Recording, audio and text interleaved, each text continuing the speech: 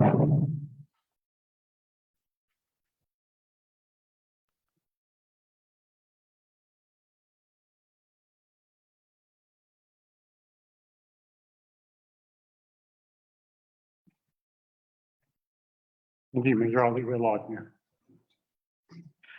evening and welcome councillors, executive leadership team, community members and council staff to tonight's ordinary council meeting. My name is Councillor Tim Driley and I'm the Mayor of Hepburn Shire Council. Hepburn Shire Council acknowledges the Dja Dja Wurrung as the traditional owners of the lands and waters on which we live and work. On these lands, Djarra have performed age-old ceremonies of celebration, initiation and renewal. We recognise their resilience through dispossession, and it is a testament to their continuing culture and tradition, which is strong and thriving. We also acknowledge the neighbouring traditional owners, the Wurundjeri to our south-east and the Wadawurrung to our south-west, and pay our respect to all Aboriginal peoples, their culture and law. We acknowledge their living culture and the unique role they play in the life of this region. I'd also like to welcome back Councillor Tessa Halliday to the fold after some extended parental leave, and also to welcome her new addition, Octavia, to the world. And it's great to have you back, Tessa, albeit on the screen tonight, but I'm sure we'll be seeing more of you in the near future.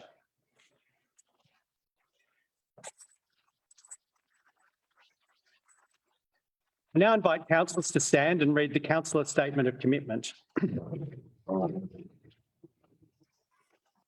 We, the councillors of Hepburn Shire, declare that we will undertake on every occasion to carry out our duties in the best interests of the community, and that our conduct shall maintain the standards of the Code of Good Governance, so that we may faithfully represent and uphold the trust placed in this council by the people of Hepburn Shire.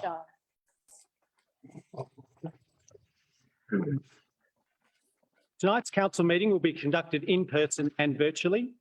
The meeting is being live streamed on council's Facebook page, and you'll be able to view the proceedings of the meeting, councillor deliberations and voting.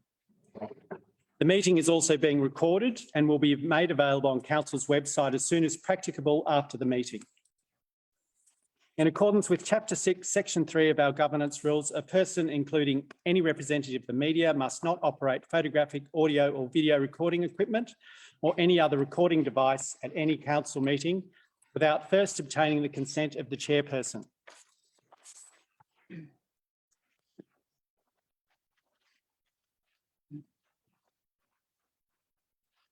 I'd like to introduce officers who are present at this council meeting. Have Mr. Bradley Thomas, Chief Executive Officer, Mr. Andrew Burgess, Director of Organisational Services, Ms. Lee McCallum, Director of Community and Development, Mr. Bruce Lucas, Director of Infrastructure and Delivery, Mr. Chris White, Manager of ICT, Ms. Rebecca Smith, Manager of Governance and Risk, Ms. Alison Blackett, who's on screen, Acting Manager of Planning and Building, and Pauline Maltzis, who's a Senior Planning Consultant, and she's on screen as well. We also have Councillor Simpson on screen tonight.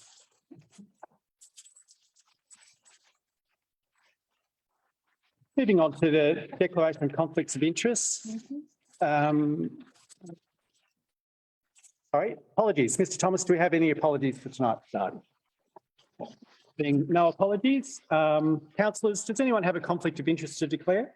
I do, Mayor. In item 16, confidential matter, I have a material conflict of interest. Thank you. Mr. Mayor, at item 15.1, application for leave, general conflict of interest. Thanks, Councillor Hood. Officers that are present, I now ask whether you have a conflict of interest in any items present before council tonight. No, Mayor. No. We'll just move on to item 6, confirmation of previous minutes. Councillors, we have a recommendation before us that the minutes of the ordinary meeting of council held on the 17th of May, as previously circulated to councillors, be confirmed. We have the officers' recommendations before us. I'm in search of a motion. Do I have a mover?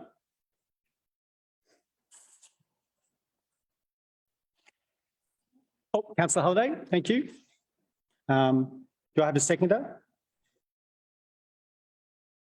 Councillor Bray. All those, do I have anyone who want to speak to the motion? Or against the motion? Yes, Mr Mayor, if I may. Thank you, councillor Hood. Councillors, yet again, I must speak against the adoption of the minutes of the council meeting dated the 17th of May. As is the case with all of our meetings, they contain very important subject matter and we make important decisions. Our meeting on the 17th of May, the agenda and papers ran to 734 pages and we made some significant decisions. The minutes provide absolutely no information whatsoever on how we reached those decisions. None of the options are captured, none of the discussion that took place, none of the risks that were mentioned. Councillors, I have stated before that one of the overarching governance principles of the Local Government Act is that we must at all times ensure that the transparency of our decisions, actions and information is to be ensured. One way of doing that is by capturing proper minutes of our meetings so that there's a documented audit trail available for any member of the public, an auditor, an investigator, anyone. We don't do that. And that's not satisfactory in my view. Thank you, councillor Hood. There's no one else who wishes to speak. Put the motion to the vote. All those in favour? Those against? And you're abstaining, councillor Henson? Yep. All right, that motion is passed. Moving on to the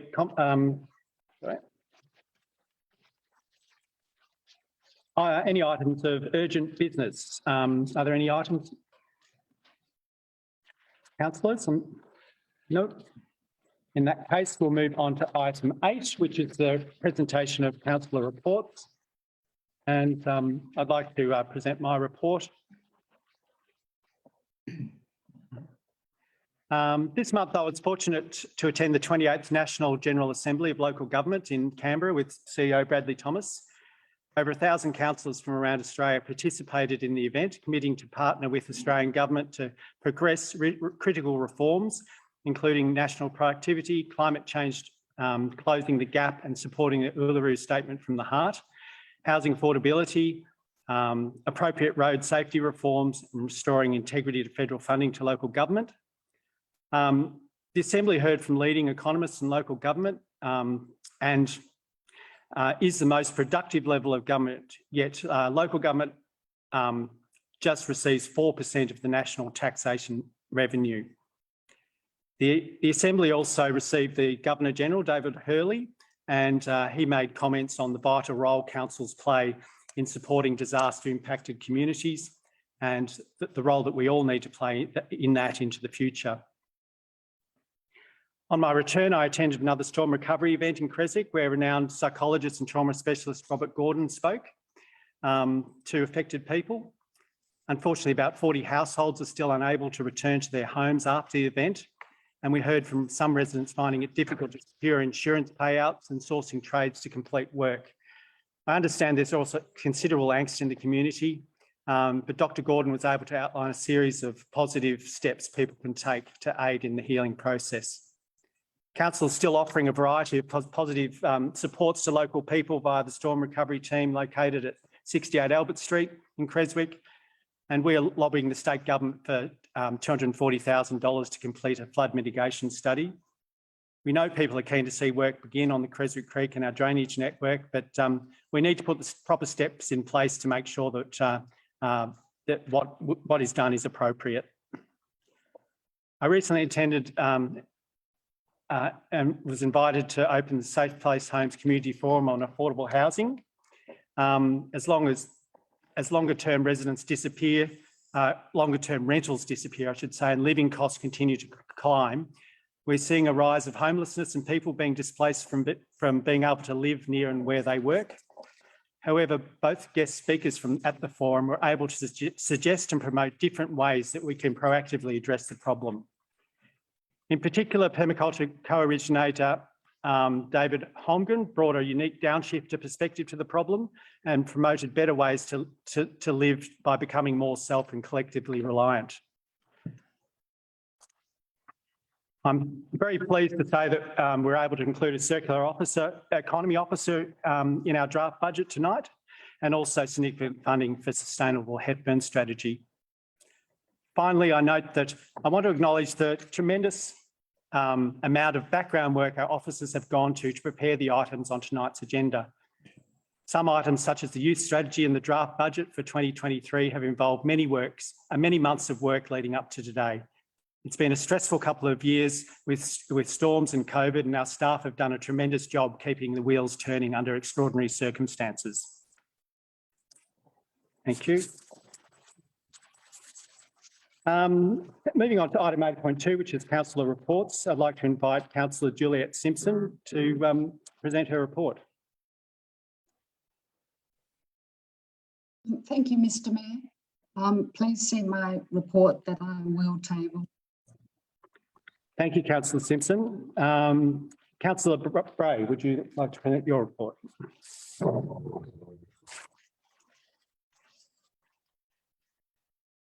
Thank you, Mayor Dryling. I had a busy month. I spent a lot of that time working. I think the theme came out for me with a lot of young people, which is sort of timely because tonight we are looking at adopting a youth strategy tonight. One of the events I attended was the Over the Rainbow LGBTIQA+ Youth Ball. It's as fun as it sounds. I was there just to see the bus off. I wasn't allowed to go as I knew too many young people who wanted to go. But they all headed over to Castlemaine, to the Theatre Royale there. Each year, Macedon, Hepburn and Mount Alexander Shires collaborate together to create this event for young people. And this year, Castlemaine had their turn. Apparently, it was a fantastic night, and the parents were particularly thrilled that the bus took the kids there, not only there, but brought them back to their door. And I got a lot of great feedback on that service that council provided. And it was a great opportunity, a safe and welcoming place for like-minded young people to just be themselves and have fun. Council also provided 3 days training for the youth mental health first aid for people who are working with young people in our community, which was an excellent program run by youth gurus and who've also worked with council on our youth strategy, which is on our agenda tonight. I was also able to attend the Daylesford College music presentation night and was very impressed with the talent and the strong commitment and energy of our secondary students. Thank you to their teachers who've worked hard to support and nourish these young people in their aspirations. I also met with grade 4, 5, 6 students at the Daylesford Dharma School who are doing a unit on civics and democracy, and to give a bit of a presentation on how local government affects their lives and how they can interact with it. And they had a really good understanding of the preferential voting system, as they demonstrated to me, and also some wonderful suggestions for how council can address the needs of young people. So I'll leave it there. The rest of my report details my other activities throughout the month, and I will table the rest of that report. Thank you, Councillor Bray. Councillor Hewitt. Thank you, Mayor. I've been asked by a group of citizens to acknowledge the passing of Kathy Robbins, who was a long-term and much valued and respected member of the Daylesford community, and I'm very pleased to do so. Kathy was a prominent and active member of many organisations, including the Senior Citizens, the Daylesford Hospital Fundraising Committee, and she also supported her husband, Max, in his work at the RSL. I also want to take the opportunity to congratulate Mary-Anne Thomas, our local member for Macedon, who this week became our new Minister of Health. Minister Thomas was a guest at the celebration of the Daylesford Hospital's 160 years service to the community at the end of May, when the master plan was presented by Central Highlands Rural Health to the community. You can still, if you want to get a look, councillors, if you haven't been and seen that, It's still available at the Daylesford Historical Society and the Daylesford Museum until the end of June. And I'd like to publicly acknowledge the work of Gary Lawrence and the Daylesford Historical Society in preparing that informative and engaging historical exhibition of the Daylesford Hospital, which was well attended by local residents. I attended the Australian Local Government Women's Conference on the 5th and 6th of June in Shepparton. There are a number of presentations that were very valuable and will inform and underpin some of the committees that I'm working on as a councillor. That included presentations from the Victorian Gender Equality Commissioner, Dr. Nikki Vincent, the Chief Municipal Inspector, Michael Stavanovas, and some very inspiring presentations from Natasha Barnblatt, who was a member of the North East First Nations Assembly. I also represented the Shire at the Municipal Association of Victoria State Conference last Friday. I know in discussion with residents that a number of people think that that's just a bureaucratic waste of time, but indeed, many of the issues that the MAV are working on are key to what residents and council is concerned with. And they include affordable housing, biodiversity, emergency management, high voltage transmission lines, animal management, child and maternal health, and so on. And I would just like to make the point that there's often things that we as a small rural council can't do, and it's very important to work together with these other groups in order to do that. I will table my report, and that will include a number of the activities that I have also undertaken. Thank you. Thanks, Councillor Hewitt. Councillor Halliday, would you like to present a report? Thank you, Mayor. I don't have a report, but I will just quickly say it's great to be back. It's been a journey getting used to being a new mum, and I look forward to seeing everyone out and about with her in the near future. Unfortunately, at the moment, I've got COVID, so I'm restricted for my 7 days at the moment. I also just wanted to briefly mention that I've come back to somewhat 800 or so emails.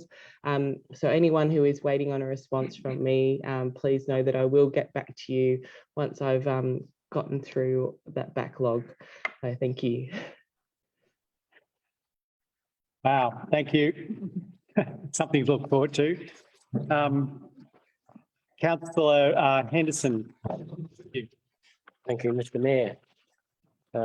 Some of the things I will be saying, perhaps you've already covered, but never mind, I can be brief with those. So in recent times, we've seen extensive work done by our storm recovery team. Most of this has been in the Colaban and Creswick wards, and that has been at times very trying and difficult. The team has shone through, and I commend them for their understanding, compassion and dedication. There is still much work to be done, and this work must take precedence over other important works that are planned. People must be able to access their homes and be assured that we are doing our best to rectify the carnage. Over 40 people, as Mr. Mayor has mentioned, in Creswick are still not able to return to their homes, and this is due to the lack of building trades and insurance companies disputing claims, taking too long to process, can only be described as legitimate losses. Not much detail on the insurance renewal notice, but plenty of combing through the fine detail to find a way not to pay. I recently attended an art show in Creswick, and whilst there are many art shows, this was a little different in that Pavilion Arts were raising funds to assist them in future ventures. It is really good to see a community group helping themselves, not just relying upon outside funding. The other pleasing aspect was that many other community groups supported by providing prizes to participating artists. With upcoming cycling events planned for Creswick, it is welcome that the Goldfields Resort is once again open after extensive storm damage. It is hoped that these things may help the recovery of our very important small businesses that rely upon visitors to keep going profitably. Tonight, we discuss adopting the budget, and it's thrown up some real challenges. There are always expectations from certain sections of our community, and these must be tempered by understanding the effects of unfunded storm damage, rising interest rates, and the capacity of a stressed community to contribute. I cannot leave this report without once again calling upon all to understand the extreme negative effect, both financially and mentally, upon our farming community by the unnecessary construction of overhead power lines.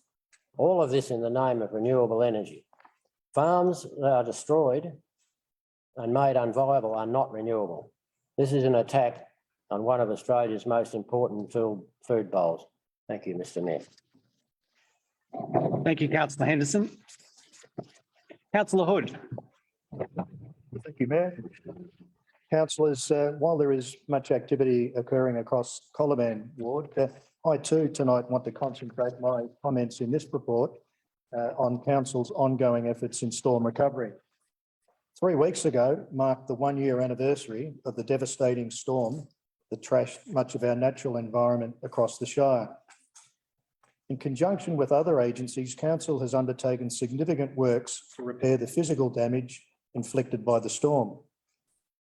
It is pleasing to note that as a result of ongoing advocacy, the state government recently announced additional funding to carry out further recovery works.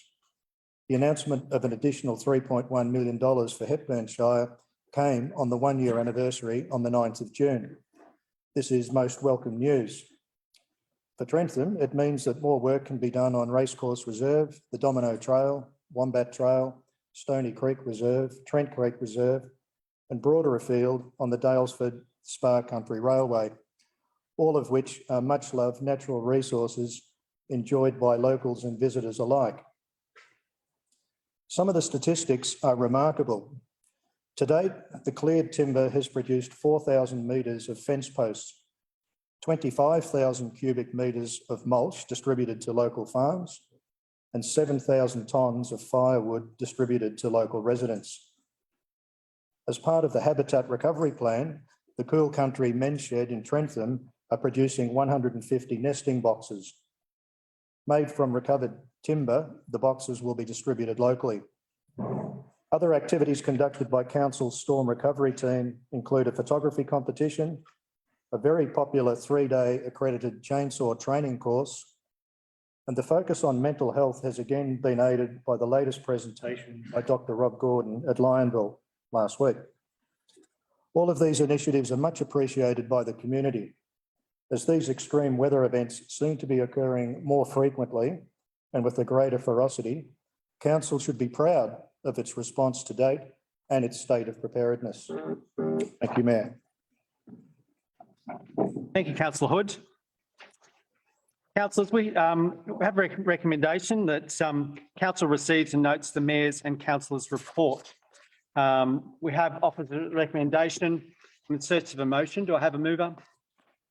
Councillor Henderson, moving the officer's recommendation. And a seconder? Councillor Simpson. Would anyone like to speak to the motion? Councillors, I put this motion to vote. All those in favour of the motion, please raise your hand. That's carried unanimously. Moving on to item 8.3, our Chief Executive Officer's report, and I hand over to Bradley Thomas. Thank you, Mr. Mayor. My report for the month is included in the agenda, but just a couple of highlights that I would like to make special mention of tonight.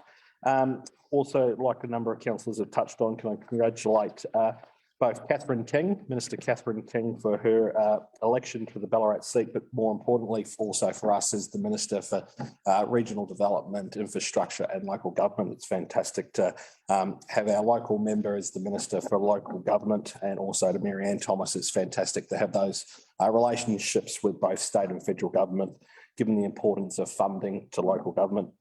A number of highlights during the month, but two I'd like to touch on. Would like to thank the staff across the organisation, a number of community members and councillors that have been involved in testing. But we launched our new website, and this might seem like a little project, but there's been a lot of detail and information that's gone into a website, and really flows on the back of community comment around needing easier access to information, and we really feel that the new website does that.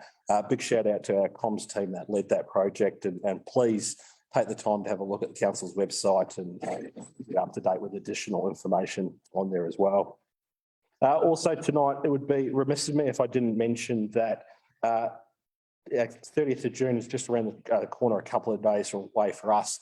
It is actually a real closure and a big chapter for our council. Come 30th of June, we will cease our community care, aged care delivery, service delivery. Council made that decision earlier on this year, and we've transitioned across. Can I say a massive thank you to the project team, particularly led by Director Lee McCallum, our Manager Fran Fogarty, and the entire project team. I'm sure won't want me to mention their names, but a large project that's been involved in there.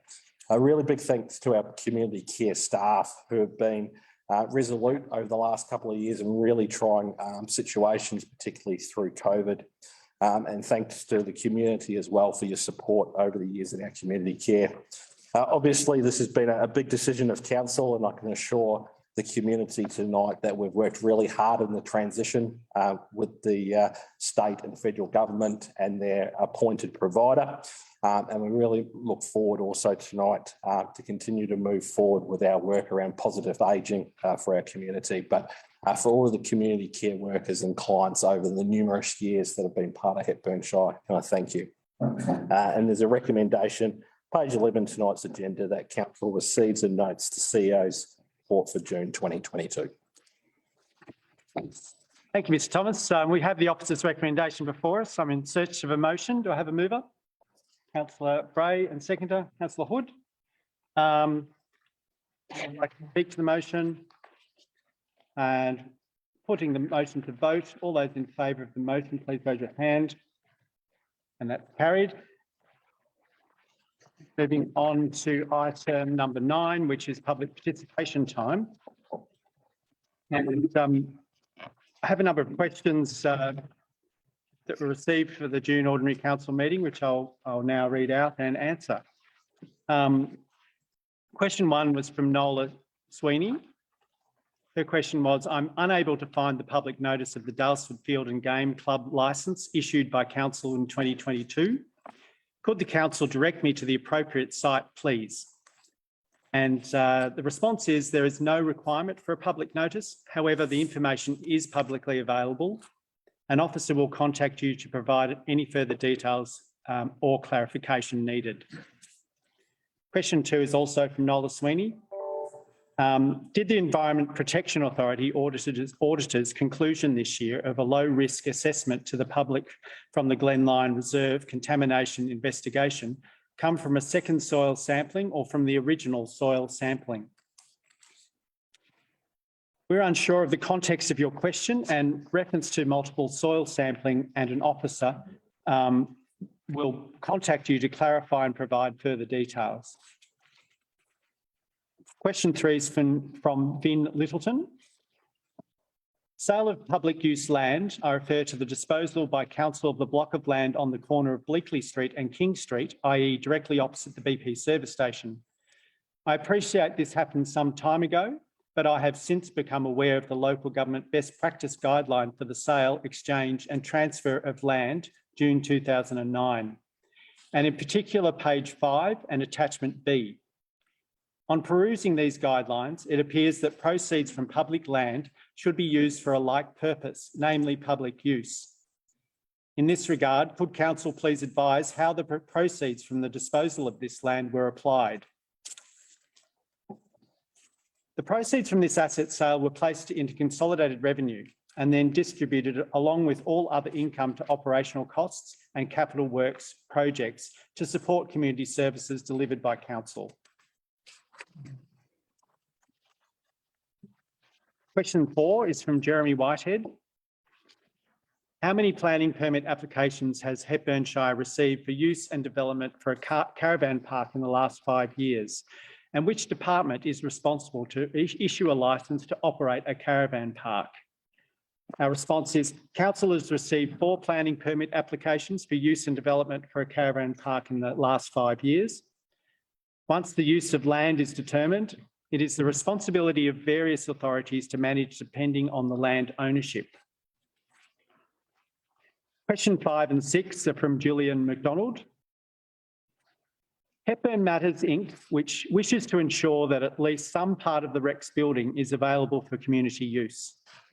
This could be achieved in a variety of ways, including a sale by public registration or expression of interest, whereby council could require proposals to include particular areas for community use.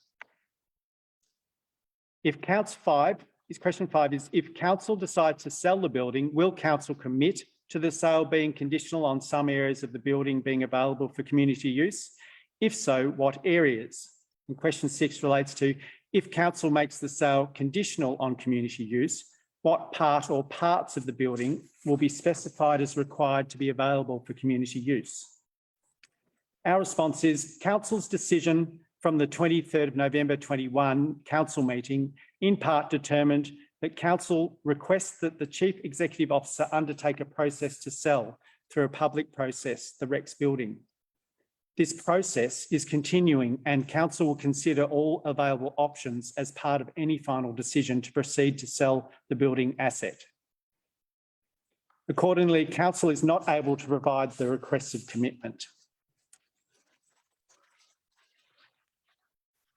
That concludes public question time. We have item 9.2, which requests to address council, and we have 4 requests tonight. I now invite Keith Pyers to address council in relation to the Hepburn Hub at the Rex.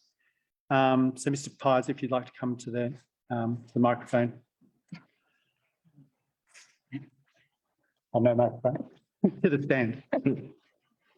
And have 3 minutes, and I'll remind you if you're close to that. This is a microphone. Excuse me. None of them seem to be working, or it's my hearing. I don't know which. Mr. Mayor, before you put the clock on me, could I perhaps introduce myself a bit? A lot of the councillors don't know me, and a lot of the audience maybe don't know me. I came here 50 years ago as deputy principal of the secondary college, which was then a hybrid technical high school. I was the high school deputy principal to a technical division principal. It was a marvellous school. During my time here, which was 11 years in that job, because my children wanted a hometown instead of the shearing life, I became involved with local council. And from the mid-70s to the early 90s, I was on council in all about 18 years and was mayor 4 times. It was a time when council transformed itself from being a very conservative, rural, farmer-dominated 12 to a very progressive, liberal-minded, aggressively seeking development in spa development, hydrotherapy, tourism, and all the things that are now so important in the community.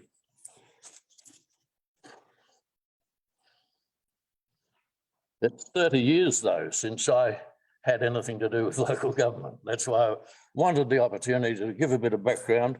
I'm still active in the community in all sorts of ways, and as a JP of over 45 years experience, still serving the district. You can put the clock on me now. Thank you.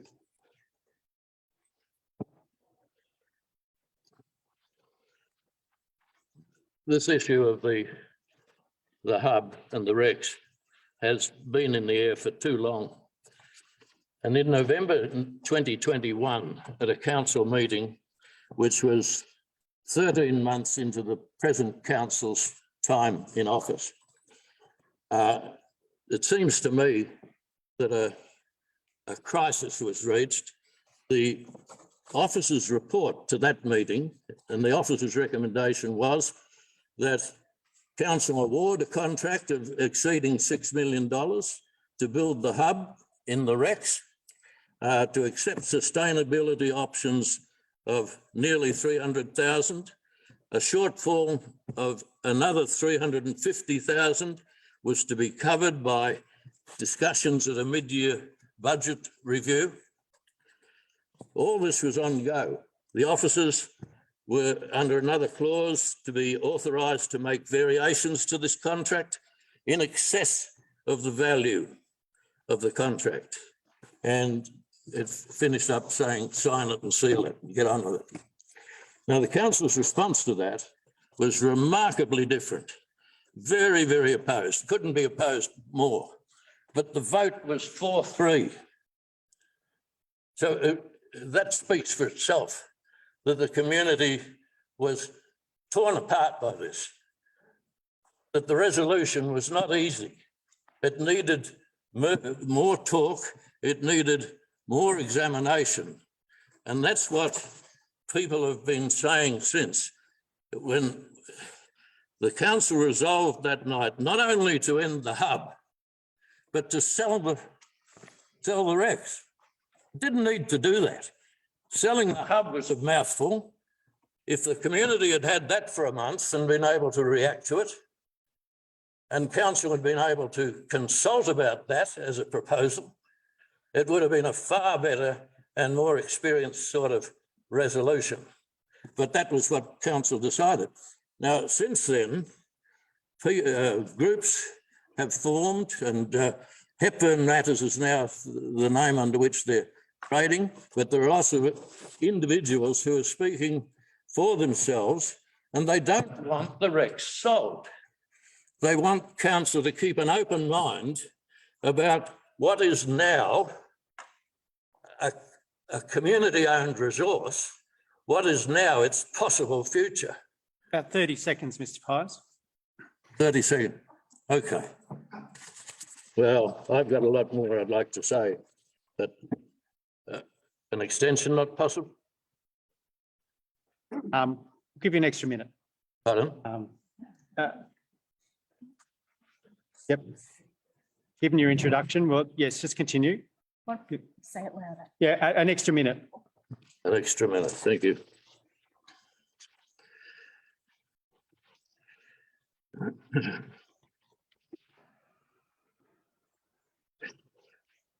There's a lot of information came out on a public meeting night here where people suggested other uses for the Rex, community type uses.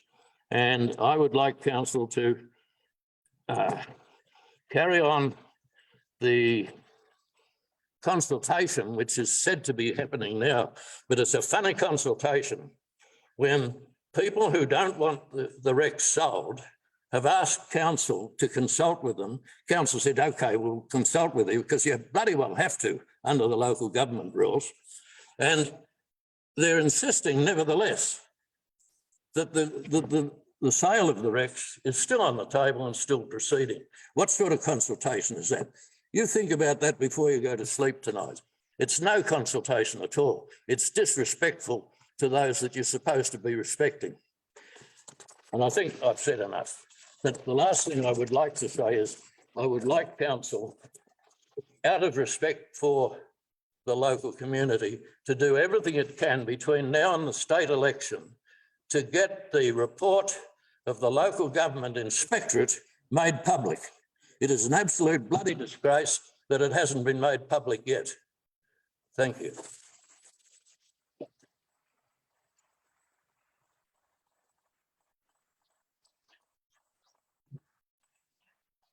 Thank you, Mr. Pires. The reason we ask for 3 minutes is just so that it's fair for everyone who comes up, that they have an equal amount of time. So that's there's nothing personal in terms of where we might cut you off. But it's we're now moving on to Ms. Beverly Ristrom, the address to council in relation to the Hepburn Hub at the Rex as well.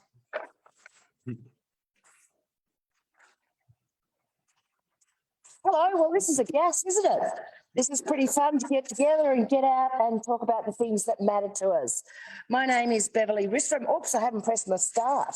But do I get a bit to be able to introduce before it starts? My name is Beverly Ristrom. I have a senior's card. I just got it last week. I have lived here for 35 years and I have contributed to this community, and I have worked with council to spend their money on a number of community projects. And they've ended up being quite resilient and connected. I currently work at involved in the Hepburn Whole Foods, which is another vibrant community asset. I'm not connected with the folk with the Rex thing, but I have been to their meetings. I'm just turning up as an elder with the card to prove it, to say, this isn't the way it's supposed to go, folks.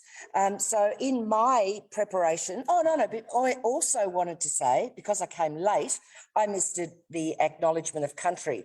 And I want to say that I respect the fact that we're on Dja Dja Wurrung land, and the fact that we should look back to our history to understand where we go forward into the future. That's that bit.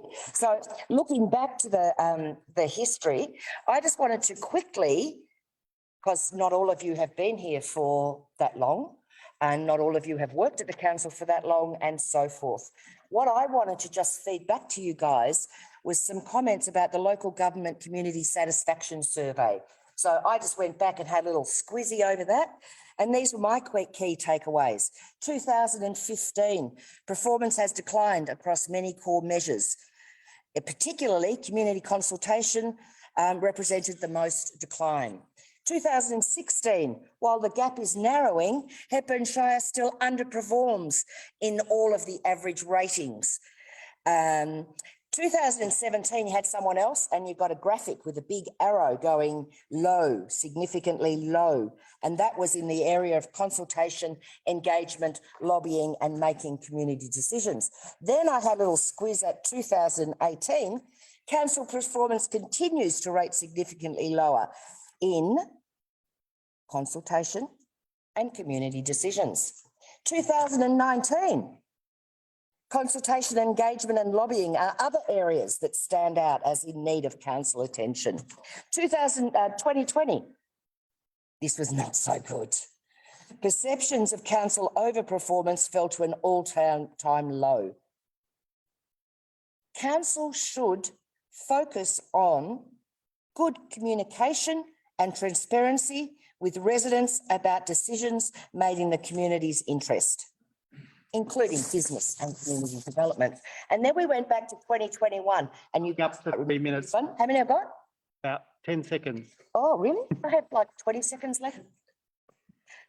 21, results this year suggest a renewed focus is needed. Communication and transparency with residents in decisions made about our community. And we have those certain expectations. We want renewed focus back from there.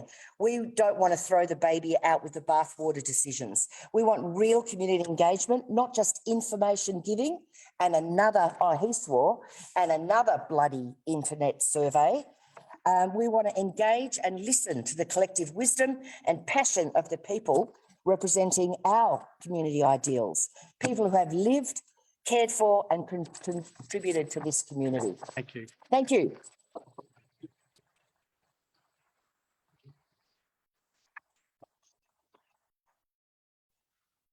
I'd like to invite David Moore to address council. It's in relation to the Hepburn Hub at the Rex as well.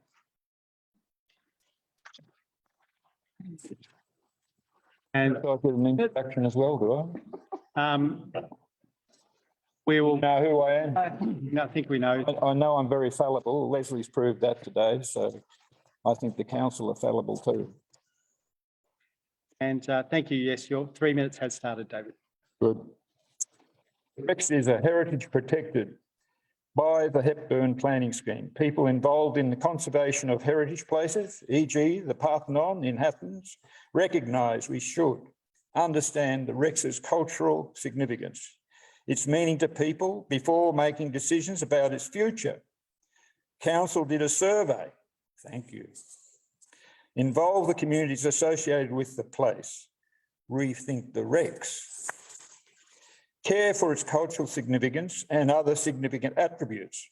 register it at the Vic Heritage, care for the place's setting, fix the box at the back, provide an appropriate use, currently contested, provide security for the place, use available expertise. We're struggling to do this. Make records of the place and changes to it and the reasons for these decisions. Transparency. We could do with more of that. Everybody's thinking so, even Brian Hood. Interpret and present the place in a place appropriate to its significance. The Rex is important to Victoria's cultural history, Cobb and Co history. The Rex and Alpha Cinema, the first cinema outside of Melbourne, shows the development of silent movies and talkies. Cinema is a popular form of entertainment. The Rex is an uncommon, rare and endangered aspect of Victoria's cultural history.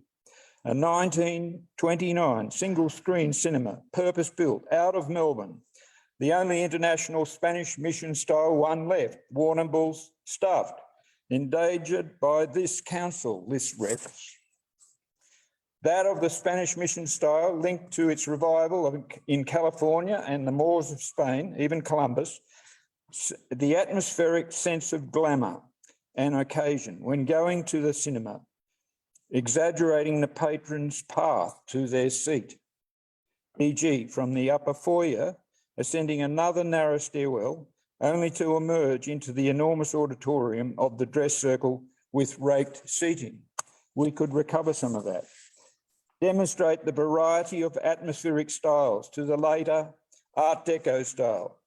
Spanish Moorish ornament on the geometrically patterned ceiling and wall panels. 15 seconds, David. Windows, Juliet balconies, balustrading and the proscenium arch. Value in the original fabric of the building. Most of it remains in spite of alterations. Could be enhanced with parts returned. Lest we forget, the Rex is iconic.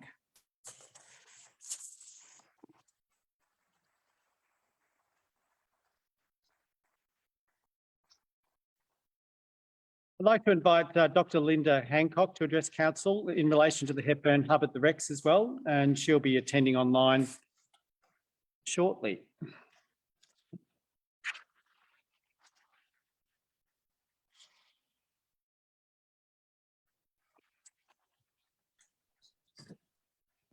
Linda's online. Okay. Thanks, Dr. Hancock. You have 3 minutes to address council in relation to the Hepburn Hub at the Rex as well, and she'll be attending online. And you need to turn off the live stream. Yeah, did. Thank you. Hello to councillors and thank you for this opportunity. As the other speakers have, might I first introduce myself? I came to Daylesford in 1982 and with my other hat, I have 40 plus years as a university professor of public policy, especially around areas of community engagement. Since 1989, just still about myself and where I'm coming from for this 3 minutes, I'm the freehold owner of the significant historic building at 63 to 65 Vincent Street, just a few doors from the Rex. My building was the first silent movie theatre outside Melbourne, as the previous speaker said, and it overlooks the Rex car park. So there are a number of issues now, starting the 3 minutes, please, that I would like to address. What is needed moving forward? We've heard enough about what's happened, and current councillors are trying to deal with this. We've lost our community theatre and we want it back. And I'm appealing from the point of view of Main Street owners who pay, and tenants who pay hefty rates. We've lost our public toilets in the main strip and we've lost our car parking. We need these back urgently as part of the post-COVID rebuilding of the Daylesford economy. So I'm putting to you that Main Street traders and commercial owners look to council for some return on our investment in hefty commercial rates. So what's needed moving forward?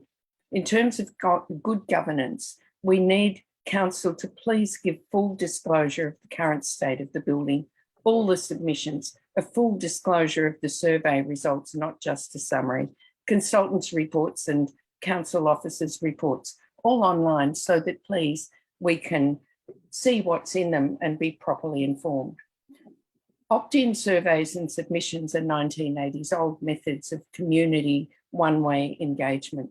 We need a deliberative democratic process, and I urge council and councillors to lead this in terms of involving and appointing an independent consultant skilled in the methods of bringing communities together for proper decision-making and decisions that we can all live with, not just one-way information. So whether the Rex is sold or kept in council ownership, what conditions is council going to impose on a developer or itself to keep the three things we most value as priority one? Our community theatre, the public toilets, and the back of Vincent Street parking. Also, Vincent Street location for council offices is a lower priority than public facilities, and they can go elsewhere, so I'm not going to spend time on that. What inquiries have been made in regard to the commercial model? Speaking to the agent who reported 70 to 80% occupancy of the shops at the Rex prior to council taking it over, it would appear that there's a vibrant potential there for council income. Also, I want to ask, will the current height limit... 15 seconds, Dr. Hancock. Thank you. Nearly finished. Will the current height limit on the car park at the rear of the building be retained so that the back streets of Daylesford don't feel like Brunswick or St Kilda? How will the heritage overlay be effected? And finally, what undertakings will council make for noise and amenity safeguards for those living alongside businesses at the rear of Vincent Street and in neighbouring Duke Street? I myself have a loft in the old dress circle, and the Vic Hotel next door to my property also has residential mixed with commercial buildings. So these are aspects of moving forward that I very much value the opportunity to express, and thank you for that. Thank you very much. Requests to address for planning matters will be heard as council considers each item. Moving now to item 9.3, as we've finished that addresses to council, and as we have no petitions tonight, we'll go straight into item 10, which is our statutory planning, and 10.1 is 153 Charlie's Road Elevated Plains, and the referral of the matter to VCAT. Ask the Director of Community and Development, introducing Pauline, sorry, Ms. Pauline Maltzis, the Senior Planning Advisor, to introduce this report. Thank you, Mr. Mayor. This is an application for 153 Charlie's Road in Elevated Plains, planning application 3335. The application returns to council as an amended resolution is required given a failure appeal has been received by council following the council meeting which occurred on the 17th of May, where a resolution was made to refuse the application for the use and development of a camping and caravan park. Therefore, council cannot enact that resolution, and a determination is not able to be issued. So the purpose of reporting this back to council is for council to form a view on the application. Officers recommend that had an appeal against failure not have been lodged, that council determined to refuse the application on the same grounds as outlined in the report to council on the 17th of May. Thank you, Mr. Mayor. Thank you, Ms. Maltzis. Do you have any questions, councillors?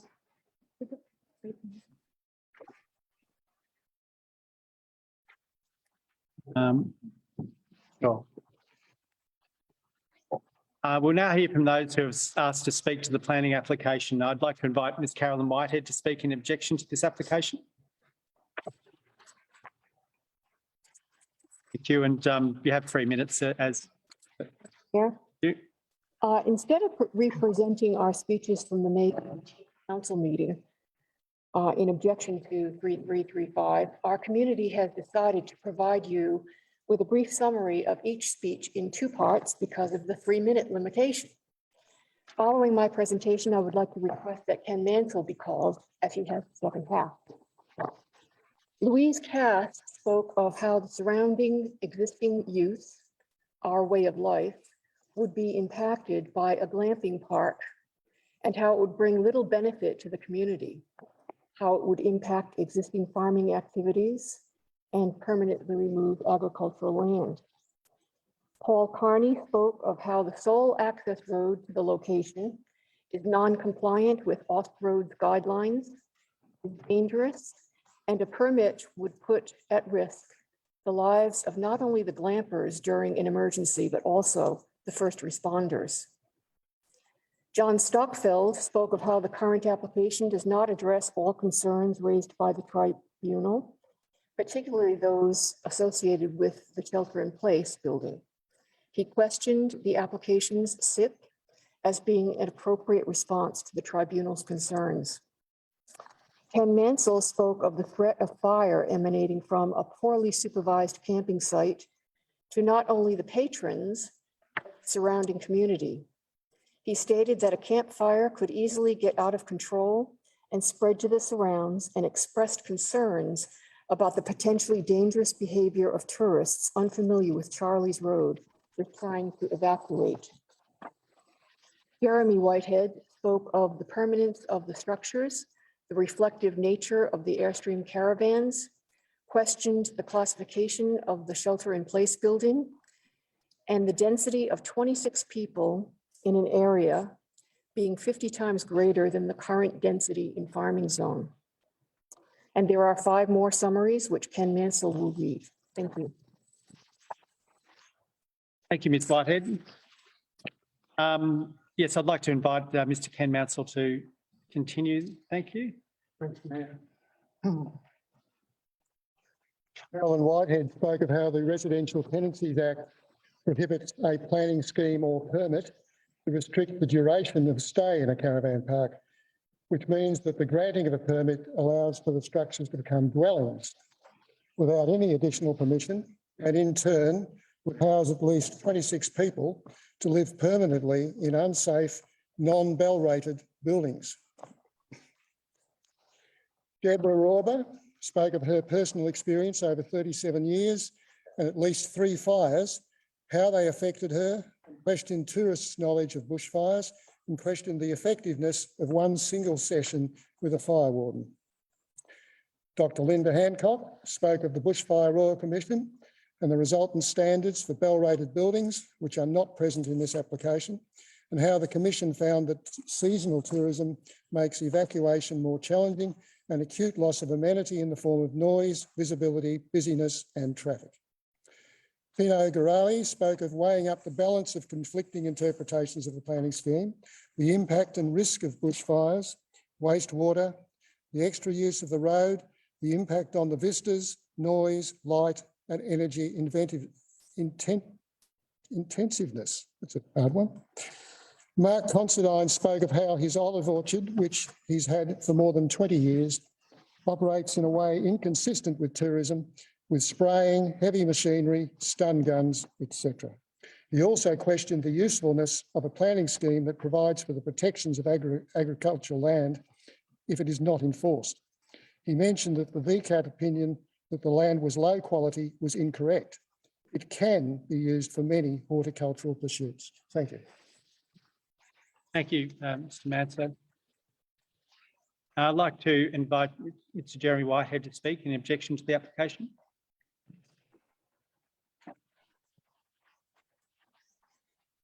Thank you for the opportunity to address Council again on this application. I'm pleased to see on the agenda that the Planning Office has recommended refusal and acknowledges the many flaws in this application.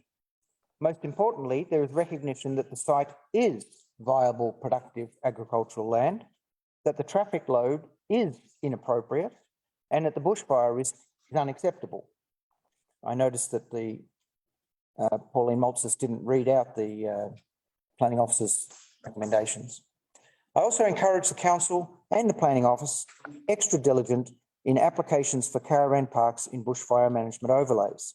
because you cannot limit the duration of stays in a caravan park.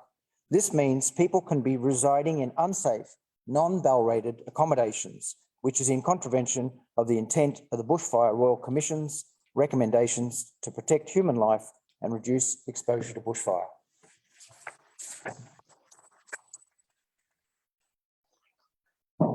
Thank you, Mr. Whitehead. As we have no other speakers, we will we have a recommendation before us, and the officer's recommendation is in part that council notes that its previous decision on the 17th of May 2022 cannot be enacted as the matter has been referred to VCAT. And the rest of the motion is as per the agenda. Councillors, yes. I'd like to move the officer's recommendation. Thank you. We have a mover. Do we have a seconder? I think Councillor Henderson got just in front of you there. So we have a seconder. Would you like to speak to the motion? Yes, Mayor, I'd urge my colleagues to support this motion. It's an administrative matter due to the fact that council hadn't informed that the matter was already taken to VCAT. And again, the objectors have eloquently put their case, and it's the same motion moved, but an administrative matter that would indicate that council, if we had a position to make this decision, this is the decision we would make. So I would urge my fellow councillors to support this motion. Thank you. Councillor Henderson? No need. Would anyone else like to speak to the motion? I just would like to support my fellow virtual councillor in urging my fellow councillors that this administrative matter is a decision we made last council meeting. So we're simply just amending it to make it in the right format for VCAT. Would anyone like to speak against the motion? Councillors, I put this motion to vote. All those in favour of the motion, please raise your hand. And that's carried. We now move to item 11.1, which is towards zero community grants 21-22, and the assessment panel funding recommendations. I'd like to introduce Councillor Jen Bray, Deputy Mayor, to introduce the report. Thank you.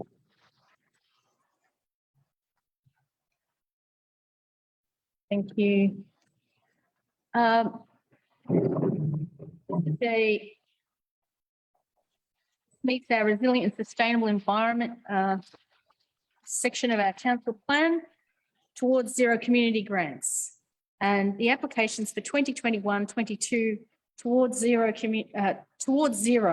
not towards zero community, it's about towards zero emissions. But these community grants have been advertised and we've received 3 applications. They've been assessed by a panel, and the 3 projects as outlined in the table below are the ones that we are recommending, have been recommended for council approval. I think the 3 applications are just to pull those up.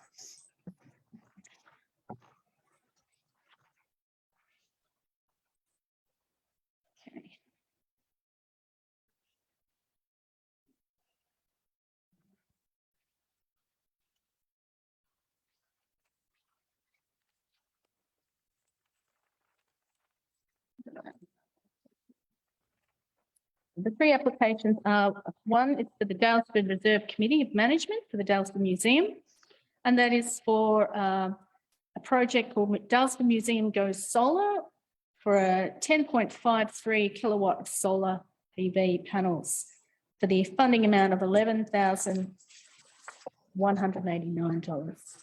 The other application is for the Doxa Youth Foundation, and this project is Doxa strives towards zero net.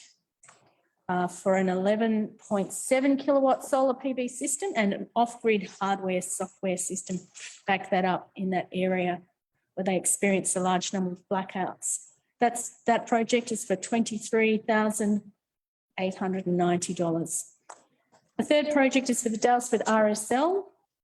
The project is Daylesford RSL towards zero emissions, 7.8 kilowatt of solar panel PV. and that's for $9,890.21 for that project. So these are all aligned with our policy, and they are all worthy of our recommendation as they support the goals of the resilient, sustainable environment. Thank you, Councillor Bray. Are there any questions from councillors? No. Councillors, we have a recommendation before us, and that is that council awards the 21-22 Towards Zero community grants totalling $44,969.21 to the organisation community groups for the projects and funding amounts listed in the meeting agenda. 2, authorises council officers to communicate the outcome to the organisation community groups receiving the funding and administer accordingly. I'm in search of a motion. Do I have a mover? Councillor Hewitt, seconded. Councillor Henderson. Would you like to speak to the motion? No, Mayor, I think it's self-explanatory and it's our sustainability project. Thank you. Councillor Henderson. No, Mr Mayor. Would anyone else like to speak to the motion? In that case, we'll move to the vote. All those in favour? And that's carried. Thank you.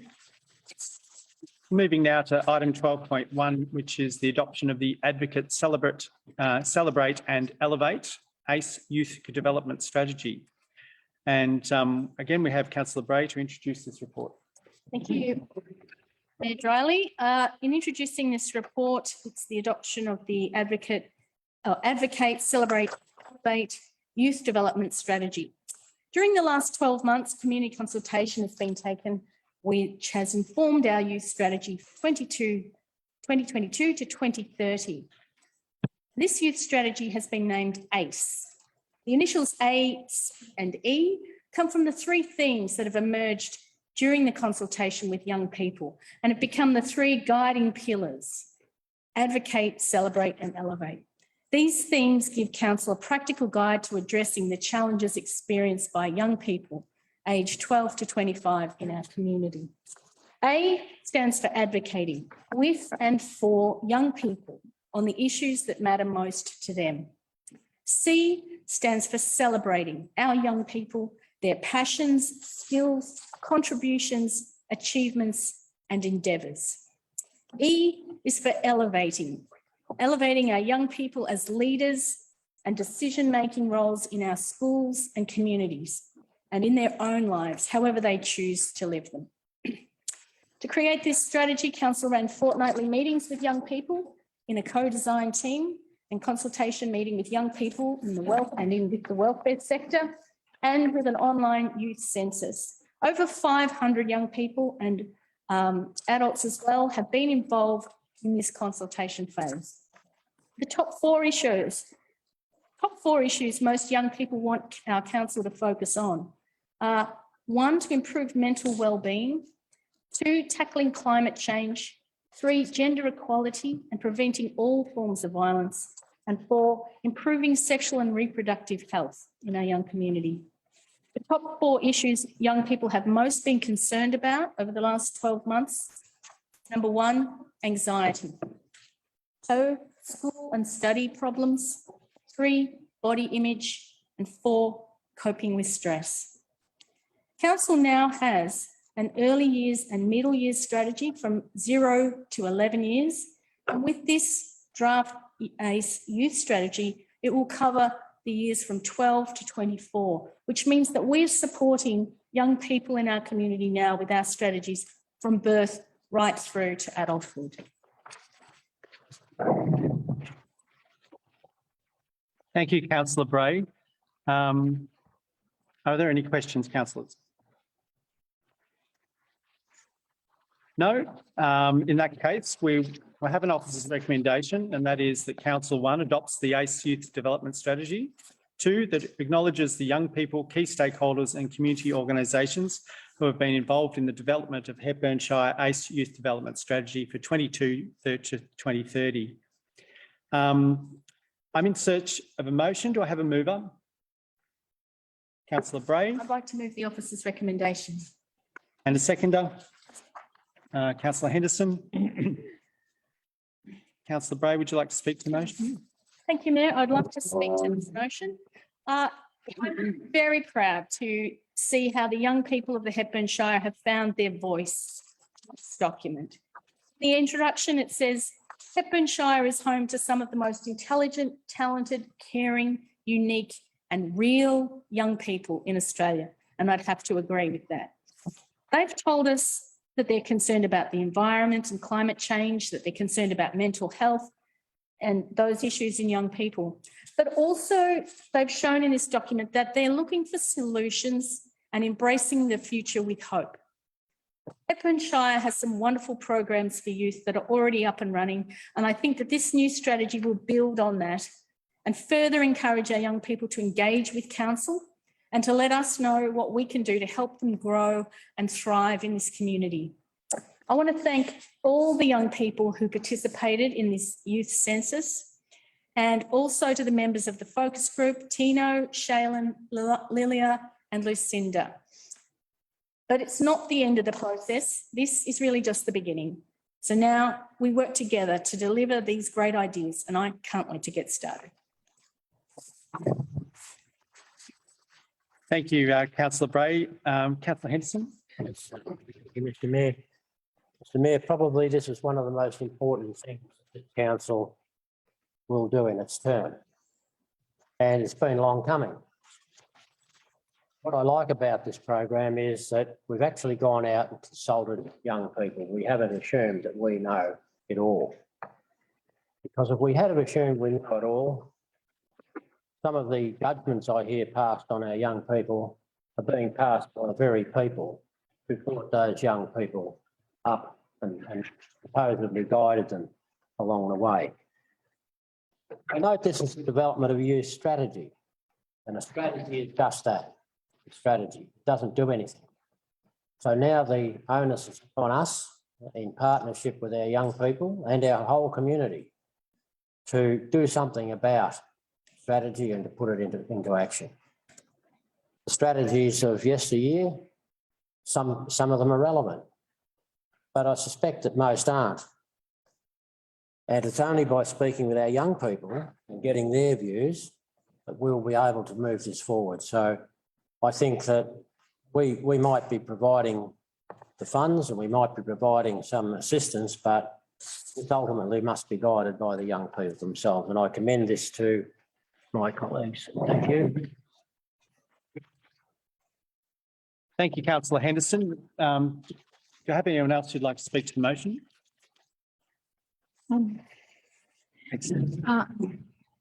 Yes, probably it's a little repetitive on what my colleagues, councillor Bray and councillor Henderson have said, but I would just like to also say how important it is that we've actually that officers have gone out and engaged with our young people, and particularly not just the co-design team, Tino, Shaylin, Lilia and Lucinda.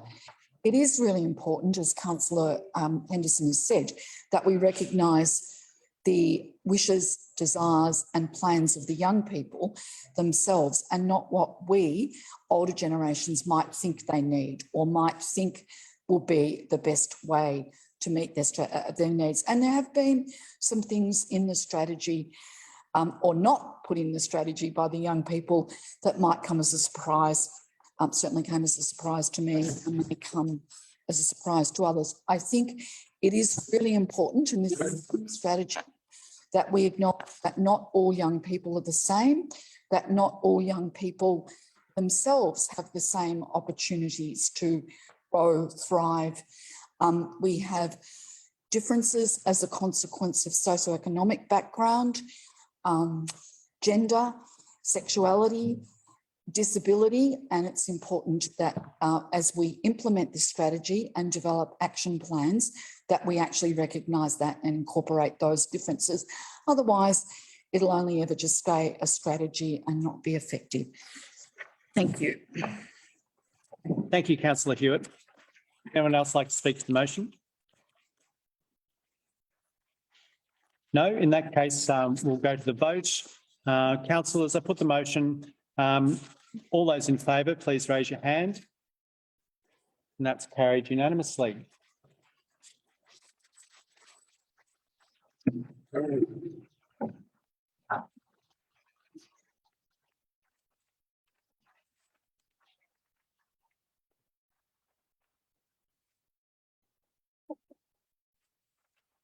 Just need to make a note that that minor changes were made to the youth strategy document today. They were distributed to councillors and will be available in the minutes, but also will be available on our website tomorrow.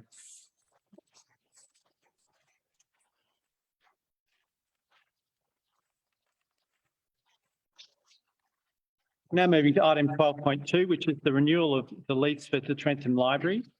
Councillor Hood will introduce this report. Yes, thank you, Matt.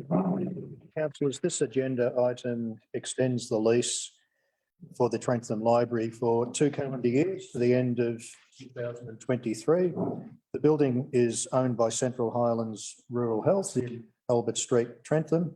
And of course, the need to renew the lease and extend it to the end of calendar 23 aligns it with the completion of the new community centre in Trentham, where the library will move into that. And of course, we've been assured by management that will be completed well before the end of 2023, so hence the extension to this lease. Are there any questions, councillors? Councillors, we have a recommendation before us, and that is that council approves the lease with Central Highlands Rural Health for the term of 2 years plus 1 year option commencing 1st of January 22 for part of 13 Albert Street, Trentham, as drafted in the attached lease document. 2, authorises the Chief Executive Officer and the Mayor to execute the lease and affix the council's common seal.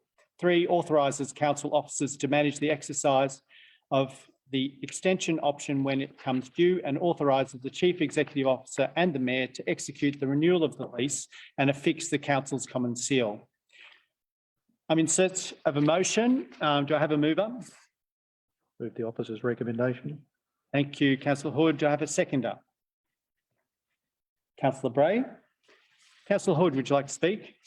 Just to mention, Mr Mayor, that as is the case in all of our communities, the library is a central, much loved facility, much used facility. It is very important. It's used by all ages, all generations. And therefore I support this motion and urge for my colleagues' support too. Thank you, Councillor Hood.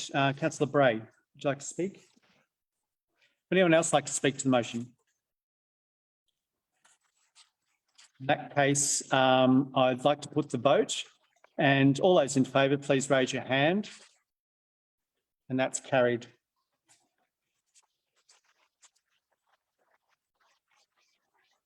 We're now moving to item 12.2, which is the additional members of the LGBTIQA+ Advisory Committee. And I will introduce Councillor Jen Bray to introduce this report. Thank you, Mayor Dryling. As the stand-in chair of this committee, while Councillor Halliday has been away on parenting leave, I'm very happy to present this report. The LGBTIQA+ Advisory Committee was established in March 2022 with the purpose of providing council with advice and information on inclusion and access and equity issues for the LGBTIQA+ community, so that council can strive to improve programs and services for that community and to improve inclusion throughout the Shire. The terms of reference for the committee indicate that membership of 8 to 10 diverse community representatives, and the current committee has 6 community representatives. Council resolved at its ordinary council meeting in March 2022 to advertise for a second round of expression of interest to seek to broaden the diversity of representation on the committee, and 5 expressions of interest were received following an advertising period in April to May in 2022. We have 4 applicants recommended to join the committee.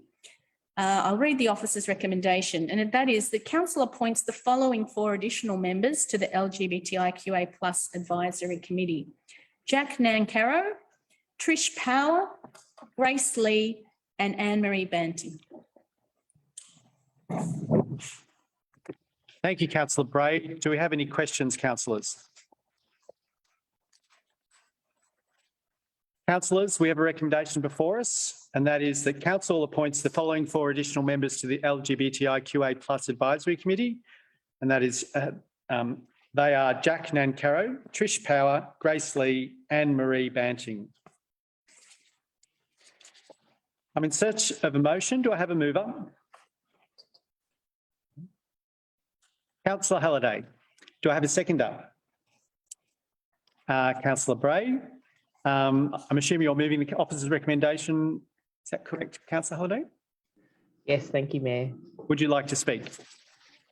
I will briefly. I haven't been part of the process over the last couple of months, but I did want to congratulate everyone on pulling together a fantastic group of people to be part of this advisory committee, and just say that I'm really looking forward to getting stuck into it and making some real positive change as part of the group.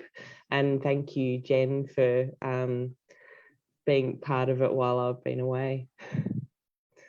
So I would, and I should also say I think these 4 people are a great addition, and I would encourage everyone to support this motion. Thanks, Councillor Halliday. Councillor Bray, would you like to speak? No, thank you, Mr Mayor. Would anyone else like to speak to the motion? I'd like to put the motion to the vote. All those in favour of the motion, please raise your hand, and that's carried. We're now moving to item 12.4, which is the Community Grants Program for 21-22 round 4. And Councillor Henderson will. Thank you, Mr Mayor. Community Grants Program 2021-22 aligns with the council plan to support the strength and resilience of the community. Eligible community groups can access funds. Sorry, I'm having trouble with my glasses here, Mr Mayor. Sure. Yeah. Round 4 opened on the 31st of March 2022. For the final round of 2021-22 Community Grants Program, it is recommended that the group applying under Category E is awarded full funding, and that the total remaining funds across applications within Categories A and D are consolidated so that all remaining applications best meet the criteria are able to be funded. Officers recommend Council award partial funding of 85% of the requested amounts to the 6 applications from Categories A to D, which were assessed at the meeting criteria. This represents $12,344.56 in grants, as outlined in Table 1 and 2. The grant monies are awarded will support community projects worth in total $27,710.07. Not to forget the 7 cents. There. Indeed, Councillor Henderson, every penny counts. Are there any questions, councillors? Councillors, I have a recommendation for us, and that is that council makes grants available for recommended round 4 community grant applications as advised in the meeting agenda.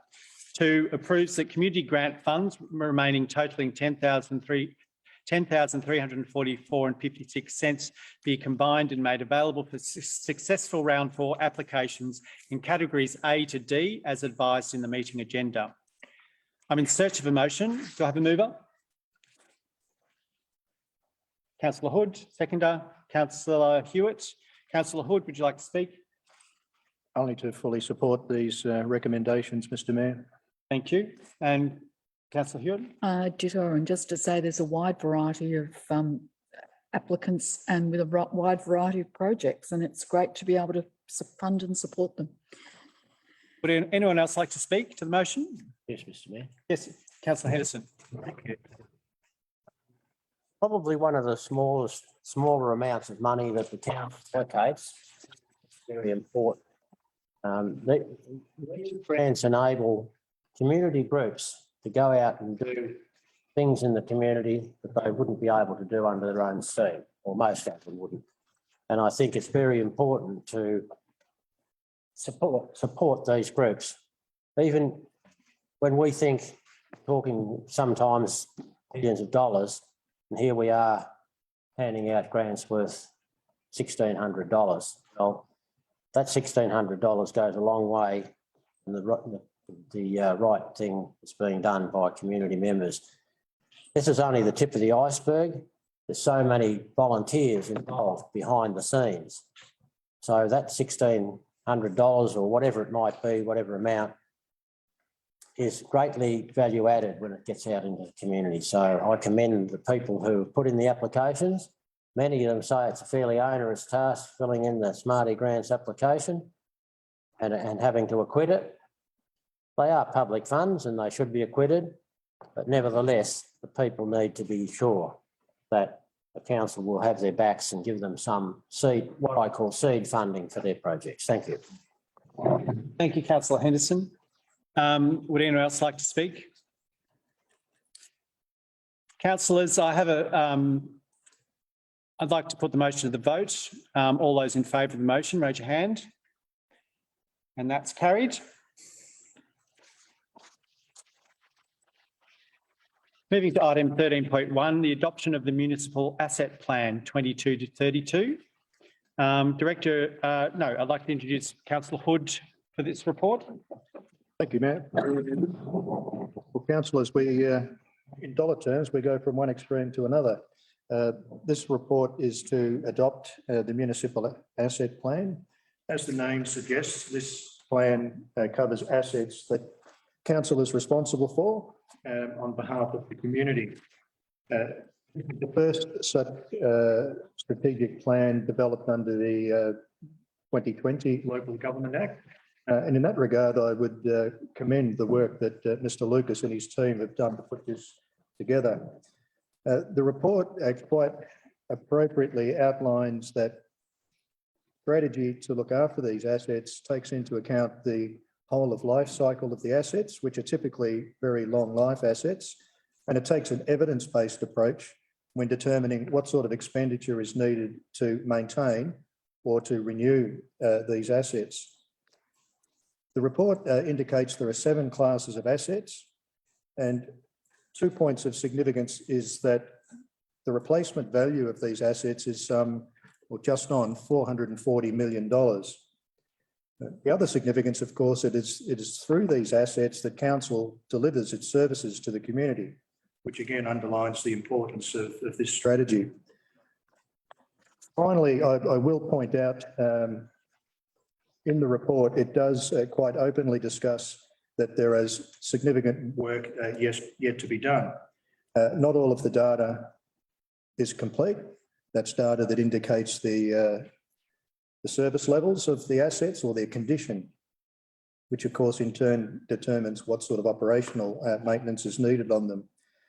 So there's more work to be done to complete that data and to have it up to date, and also to align the strategy plan with the budget, because the reality of such of these assets is that it must drive what we put into the budget, but in a year-on-year basis, the two plans, that and the budget, are not necessarily perfectly aligned, although over the long term they are. And in that regard, in those two areas, there is significantly more work to be done. Nevertheless, I introduce the report. Thank you, Mr. Mayor.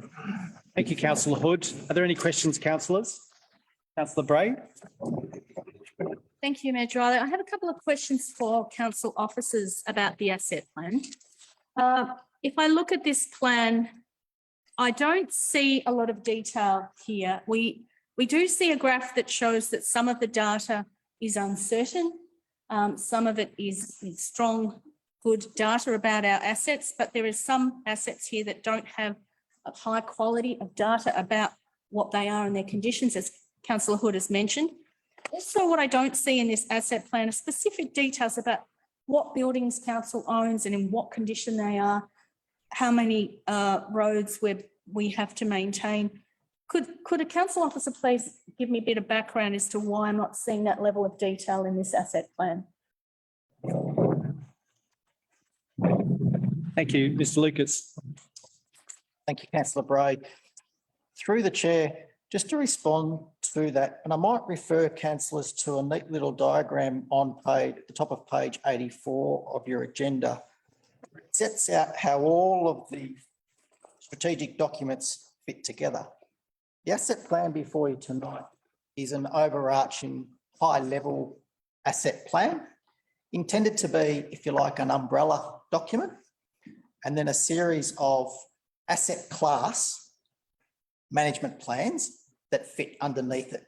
And it is those individual asset plans for each individual asset class that will contain the detail, look at demand modelling and future need for additional new assets. That's where the detail needs to sit.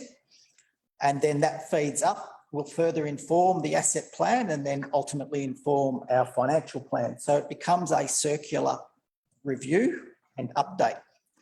I would also just like to point out that recognition of our second largest asset class in dollar terms, our building portfolio, we don't have reliable data in that space at the moment, and council has responsibly allocated funding in the draft budget that council will consider later on this evening to undertake a full condition assessment of our building portfolio to then refine that data, better understand what investment is needed and be able to better plan for long-term asset management.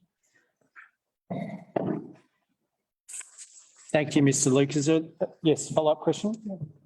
Thank you, Mr Lucas, for that response. And I have a second question, that is around the 10-year spending in this asset plan. I noticed that looking at projected expenditure for the next 10 years in the category of bridges and major culverts, also in buildings and also in stormwater drainage, that we're not seeing any figures at all. In fact, we're seeing a zero figure for new buildings, for new stormwater and for new bridges and culverts, when in fact we probably could predict that we would need to spend in the next 10 years something on new buildings, something on new stormwater.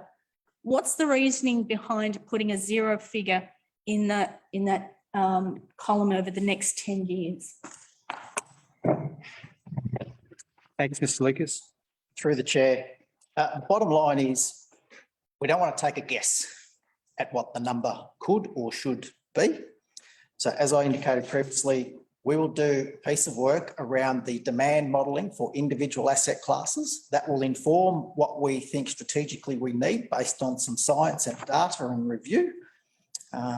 If there is further flood mitigations that come out of future studies around Creswick, if there is infrastructure upgrades in terms of drainage, that will all come out of that next layer of work, and then it will feed back up and become that circular update referred to. So rather than taking a guess at this point in time, plan has been prepared based on what our existing infrastructure is and what we currently know is. So if I might follow that up, Mr Lucas, is that because this is the first time council's ever put together an asset plan? Is this a brand new document, or is that the reason why we have some gaps here? So yes, this is the first time we've prepared a current asset plan in the form that it is under the 2020 Local Government Act. And that legislation requires us to have that in place by the end of June this year. And as I said, we haven't done the future modelling work yet to then inform what that number should be. And that's the next layer of work. Thank you. Councillors, are there any other questions? Councillors, I've got a recommendation before us, and that is that council accepts minor amendments made to the draft asset plan based on community feedback through the public exhibition process, and two, that we adopts the asset plan 22 to 32, noting the plan will go through a full review on a 4-year cycle. I also note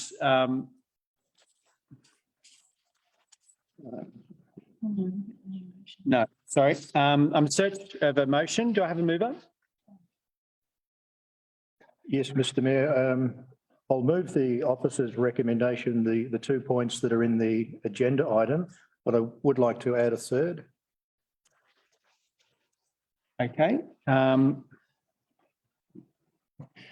on the screen, is that the motion that you wish to add? Correct. Part of the motion? Yeah, the number 2 there is added onto the agenda document. Would you like to just read that out if you can, or?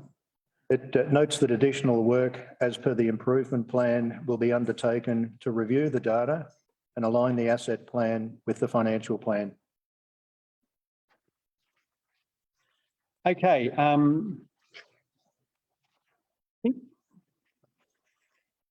We need to second for that motion, please. Councillor Bray. Councillor Hood, would you like to speak to the motion?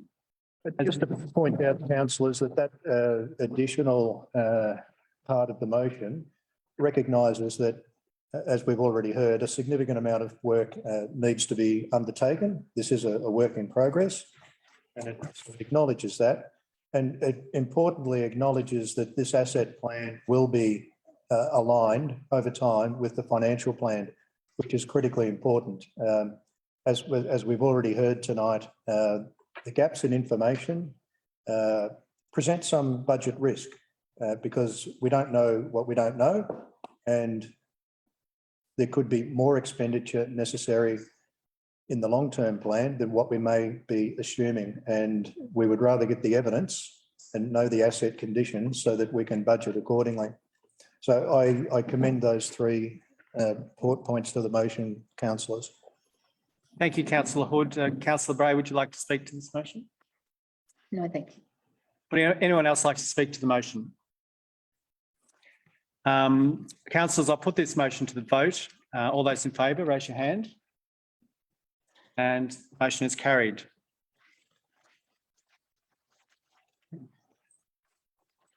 All right, we now move to item 13.2, and that is the contract to award Hammond Park Trailhead Public Amenities Block, the toilets and a changing place facility.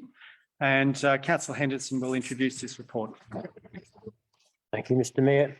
Just to be brief, the purpose of this report is for council to award a contract for the construction of toilets at the Hammond Park Trailhead Public Amenities area, and this will no doubt bring a great deal of joy to the people who've been waiting so long for those amenities to be constructed. Thank you. Thank you, Councillor Henderson. Are there any questions? Thank you. Thank you, Bray. Thank you, Mayor. I'd just like to ask the officers if you could please give us a bit of explanation around what the changing place facility is. It's obviously not something we've ever constructed here in the Hepburn Shire, and this is a bit of a first. So it'd be just great to hear a little bit more detail about what that involves and why it's been selected for this location. Chair, happy to take that question, Councillor Bray. Changing places is one of the highest levels of accessibility that's currently offered on the market for an adult changing or toilet facility. It provides for an adult changing table, hoist, accessible shower, space for carers to access the same facility to support somebody using the facility. It also comes with a fully universal master keying system that is universally available across the state for people with such needs and their carers that can access that lockable cubicle. Prior to the $2.1 million state government grant funding that we were accessing, this facility was originally proposed to be more of a standard toilet and change facility, and the grant funding has enabled us to now put in what is effectively best practice for the facility in Freswood. Thank you, Mr. Lucas. Are there any other questions for officers? No, we will now have a recommendation before us. It's as tabled in the agenda. Councillors, I'm in search of a motion. Do I have a mover? Councillor Henderson, is officer's recommendation? Yeah, officer's recommendation, Mr. Mayor. And a seconder for that. Councillor Hood. Councillor Henderson, would you like to speak? Yes, Mr. Mayor. It's fairly straightforward, and I think that this very much complements the usage that the trailhead and the cycling it shouldn't be forgotten that when we build the Creswick Trails project, it will have a fair number of kilometres of what's called adaptive trails, which will allow disabled people and people with disabilities, all sorts of disabilities, to be able to use that track, and also to be able to have a facility at the trailhead to be able to cater to their obvious needs. So I think it's a forward-thinking idea to have this. I mean, someone somewhere in the Shire has got to be the first to have them. I think they're very much essential to the work that we're trying to do to be inclusive of all people within our community. So I think I commend this to my colleagues, and I'm very pleased to see for once that we're coming in under budget, and we'll have enough money to not only complete this, but any other little bits and pieces that go with it. So I think it's fortuitous that we've been able to find a builder to be able to build such a facility, and that will get a great deal of use. And I think it'll be a go-to place for all sorts of people to be able to have the changing places, not only just for changing places. There are ordinary toilet facilities and ablutions facilities that go along with it. But to be able to have that is a real bonus. Thank you. Councillor, would you like to speak? No. Anyone else like to speak to the motion? Councillors? No. Councillors, I've put this to the vote. All those in favour of the motion, please raise your hand. And that is carried. And we now move on to item 14.1, which is the adoption of the council budget for 22 to 23. And I'll introduce this report. And also just to note that the revised budget was distributed to councillors and will be included with the minutes. One of the pages relating to fees and charges for venue hire was omitted in error. Look, I'd like to thank officers for all their work that has gone into this, the preparation of this draft budget, in particular Kathy and Andrew. I know that there's been a tremendous amount of hours dedicated to this project. It's a really significant item on our agenda for the year to get this right, and also to note the robust discussions that have happened between the councillor group, and that we haven't always agreed with each other around what should go in or go out of this budget. But we've worked hard to come to some consensus around this, and that it is a living document with review processes in place throughout the year. Councillors have been passionate about this because partly it's we do need to try and find the right balance between remaining financially responsible to our community, given our very tight financial situation and operating environment, but also to continue delivering on the services and the big projects that really helps to make Hepburn Shire such a great place for people to want to come and live and work and continue to be within reasonable and sustainable limits of our environment and ecosystems. And it's under the Section 94 of the Local Government Act, 2020 Council must prepare and adopt a budget for each financial year and the subsequent 3 years by the 30th of June each year. The budget itself describes how Council intends to raise revenue and allocate resources to deliver services and invest in both existing and new infrastructure. This budget is fiscally responsible and aims to achieve actions identified in our Council plan whilst balancing the physical and financial resources available to Council. In accordance with Section 94 and 96 of the Local Government Act 2020, Council resolved at its meeting held on the 10th of May 22 to make the 22-23 draft budget available at Council libraries and customer service hubs and via Council's Participate Hepburn website, and invite public comment. And on that, we had 8 submissions received. All those submissions were provided to councillors and considered at a briefing held on the 14th of June 22. And look, a number of minor changes were recommended as a result of that. Look, it's always difficult to find a balance between the needs of the want of the community. We believe this budget does that while continuing our financial repair. Once adopted, the budget document will be made available on Council's website. Are there any questions, councillors?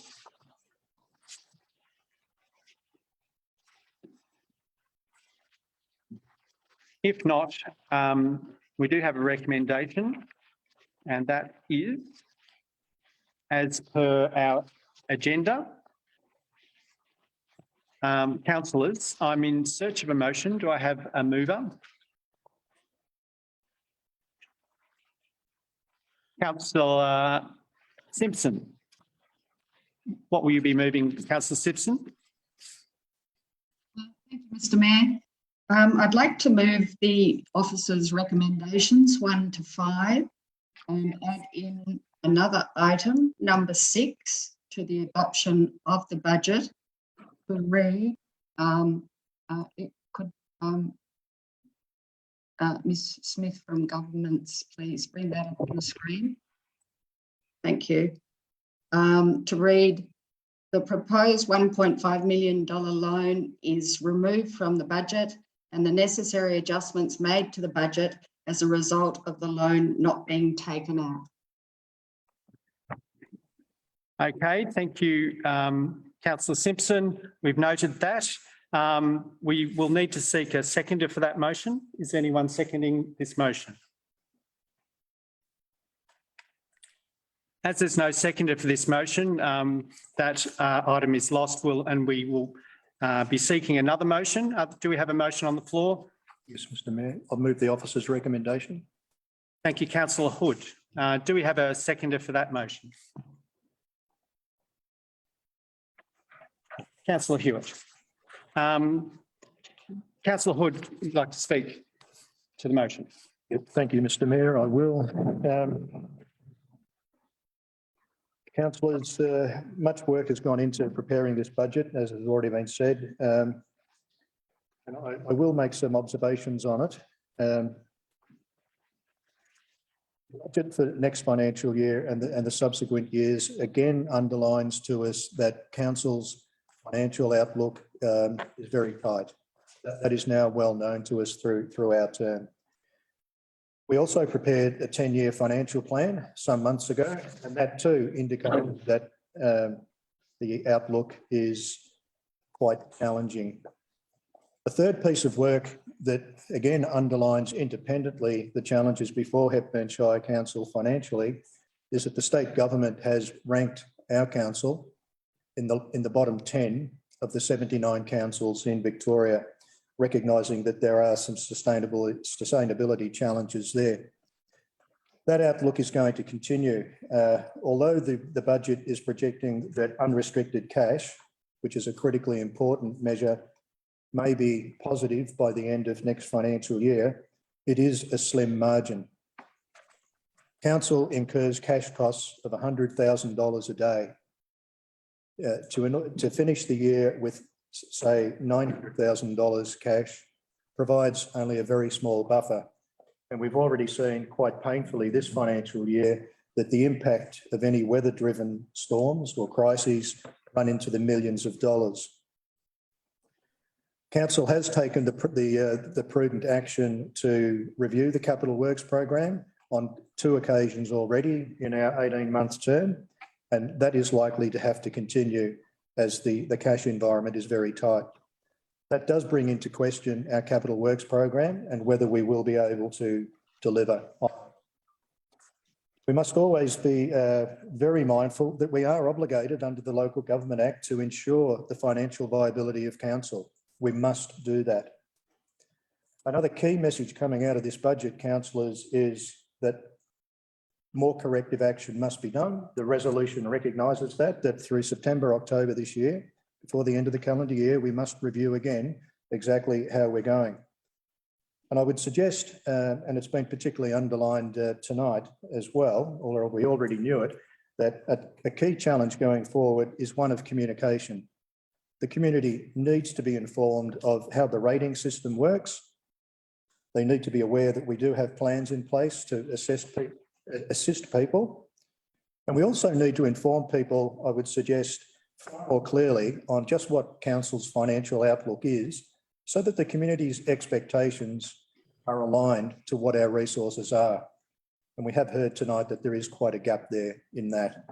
Look, I recommend the budget, councillors. It is a very sobering set of numbers. There are quite a few challenges there, but hopefully we will be able to address them.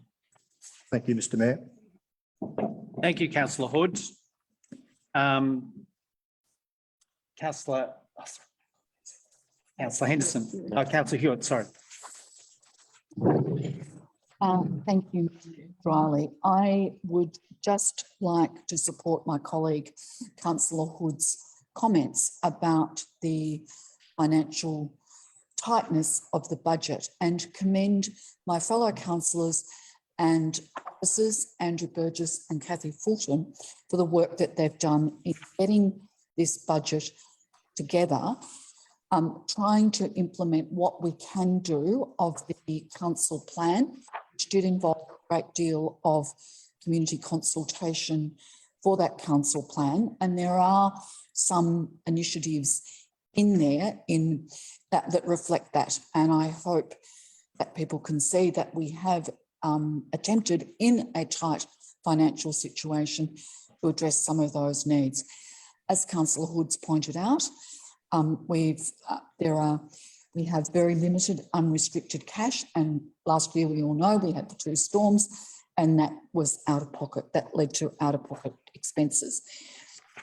I would just like to make a note again that the state government do set a rate cap, that we don't, property values go up, we don't collect as council any more money, it's just redistributed differently. Council also collect a number of charges on behalf of the state government. Those, in fact, don't have a cap and go up far more than the rate cap that faces council.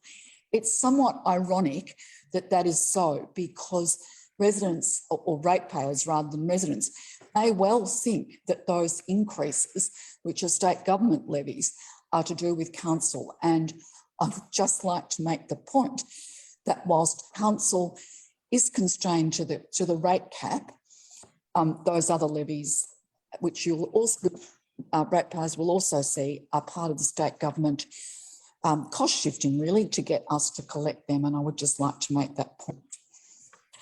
I commend the budget to my councillor colleagues. I acknowledge and support Councillor Hood's comments about the difficulties of doing this, but also want to acknowledge that we have made a genuine attempt to address some of the things that people in the community, residents, have asked us to do. Thank you, Councillor Hewitt. Would anyone else like to speak to the motion? Speak against, sorry? Yes. Okay, Councillor Simpson. Thank you, Mr. Mayor. I'd just like to say, this council took out a loan. We can't quite hear you, Councillor Simpson. Maybe just, yes, that's better. In June last year, this council took out a loan of $3 million.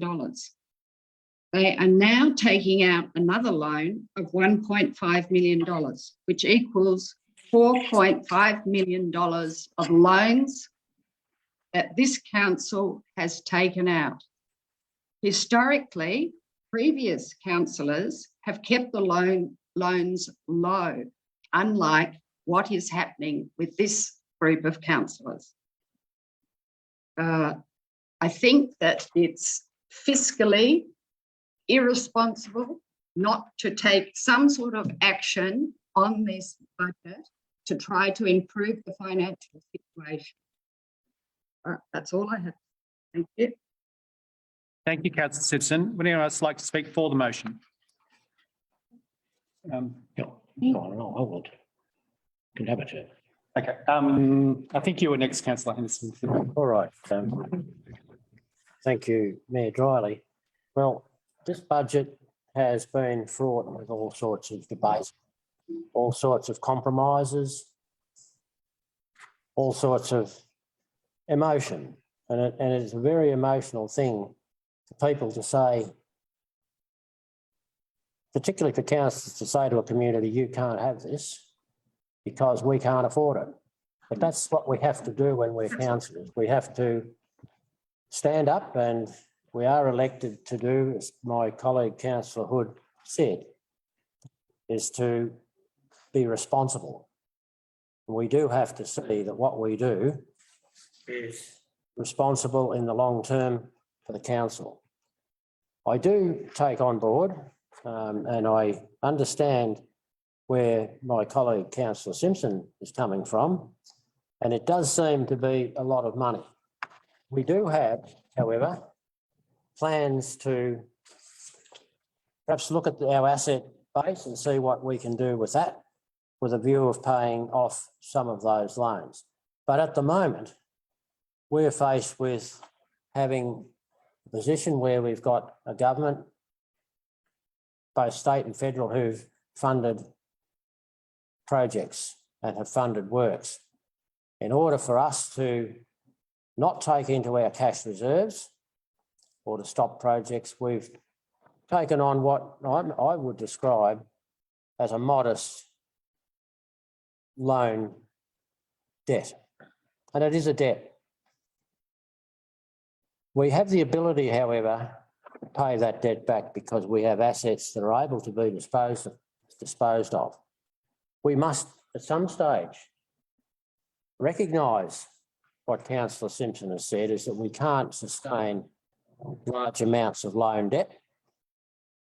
And it's arguable what a large amount of loan debt is. Our loan debt in relation to other councils and the amount of assets we hold is at the lower end of the scale. And that's been proven by our auditors and by Local Government Victoria have said that, or the Auditor General has said that we are in the lowest bracket. So I think that it's very important to recognise that. It's important to keep going forward. If we take the position of going in decreasing circles, we'll finish up right where we started, nowhere. So we must be a bit brave, but at the same time responsible. And I would say to this council, when it comes to the time when we must, if we must dispose of some assets, then we must do that because we've been elected by the people to take the decisions to be responsible overall for what we do. 10 seconds, Councillor. Thank you, Mr. Mayor. That's as long as it took me. Well done. Thank you. Councillor Bray, would you like to speak to the motion? Thank you, Mayor Dryly. And I support my fellow councillors' points of view. It is, as been pointed out, that it's no secret that council's in a tight financial position and our rates are capped at a low level, so we can't raise the sort of income that other councils and other shires are able to do. However, with this budget, we have been able to deliver many of the things that our community have told us are their priorities and their needs as it came out of our Hepburn Together project and the feedback we get from our community.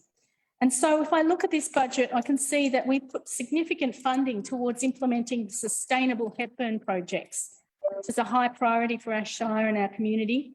We're putting money towards youth, positive ageing.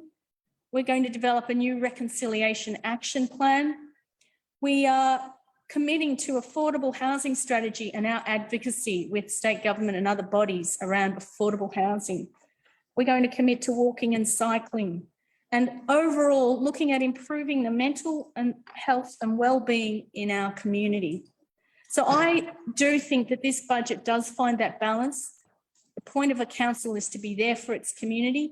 If we can do that in a financially responsible way, then that is what we should be doing with our resources.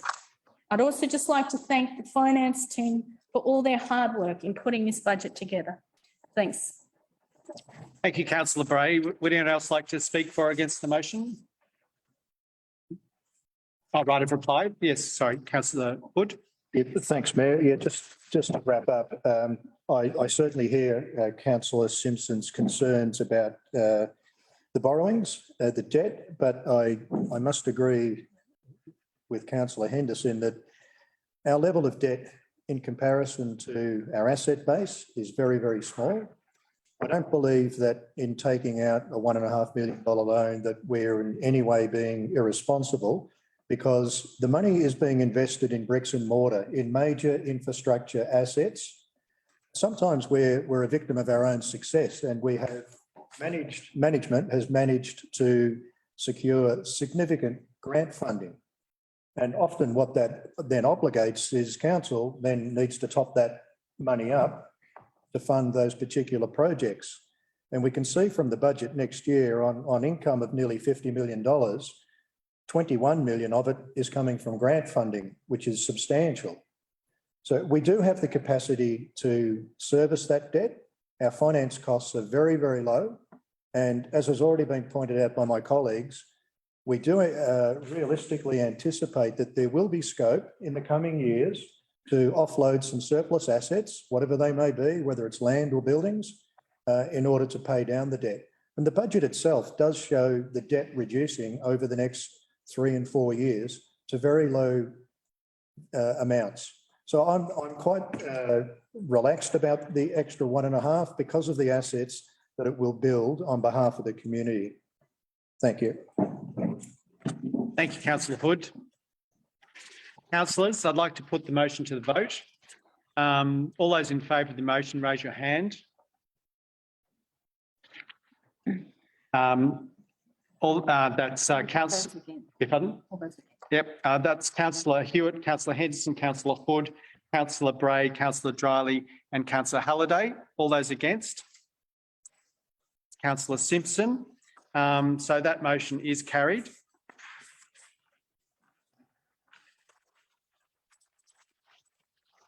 I'd like to move to item 14.2 now, which is the adoption of the draft annual budget plan for 22-23.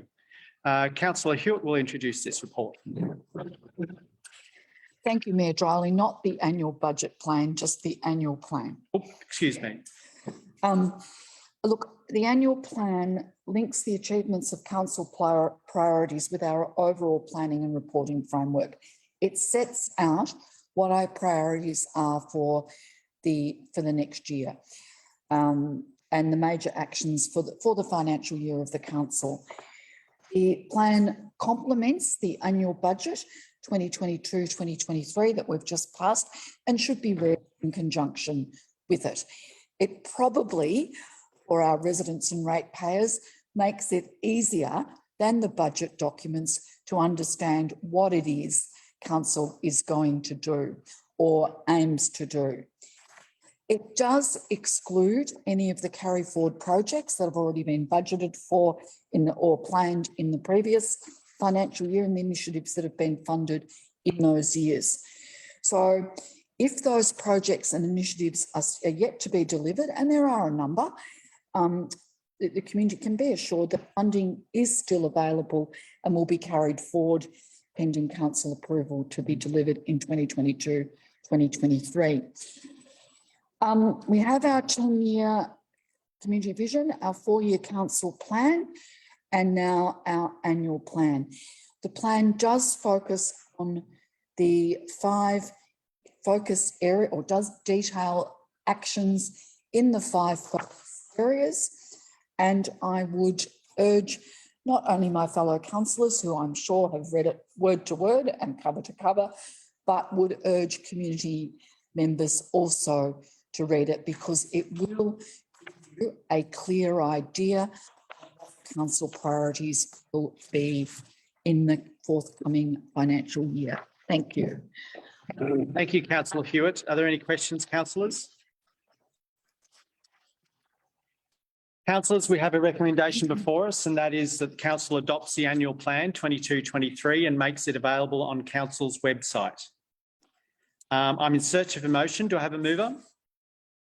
And councillor Hewitt, you're moving the officer's recommendation. Seconder for that motion, councillor Henderson. Councillor Hewitt, would you like to speak to the motion? I don't have anything further to add than my introduction, except to urge people to have a look at it because it will detail what council is going to do, and it will hold council, both councillors and officers, accountable for achieving what is in that plan. And it will be subject to review and revision and evaluation throughout the year. It's not just a static document. It will be constantly reviewed and evaluated. Thank you, Councillor Hewitt. Councillor Henderson, would you like to speak? Thank you, Mr Mayor. Would anyone else like to speak? Councillor Bray? Thank you, Mayor Riley. I support what Councillor Hewitt says. This annual plan is the exciting document. The budget is a lot of numbers and figures that may or may not make sense, but here's where you get the real detail of what council actually is going to do and what money we're putting towards what. If you go to the annual plan, you can see that the vehicle charging stations, we're spending $89,500 to put in 3 electric charging stations in Creswick, Hepburn and Trentham. We're putting $225,000 into sustainable Hepburn projects. Flora and fauna assessments. We're doing a walking and cycling strategy, creating circular food economy in the Hepburn Shire, and a whole range of things that meet all of the criteria in our statement of our vision. So this is something, get yourself onto our website, have a look at this. I really recommend, not just to my fellow councillors, but to all the community members, that this is where you get to really see what the Shire is doing and some of these exciting projects that we're proposing. And I do recommend to my colleagues to accept this draft plan. Thank you, Councillor Bray. Would anyone else like to speak to the motion? Councillors, I have a recommendation before us. I'd like to put the motion to the vote. All those in favour of the motion, please raise your hand. And that's carried unanimously. We're now moving on to item 14.3, which is the records of councillor attendance. And the purpose of this report is for council to receive and note records of councillor attendance, formerly known as the Assemblies of Councillor Records, required to be presented under the provisions of the Local Government Act. Are there any questions, councillors?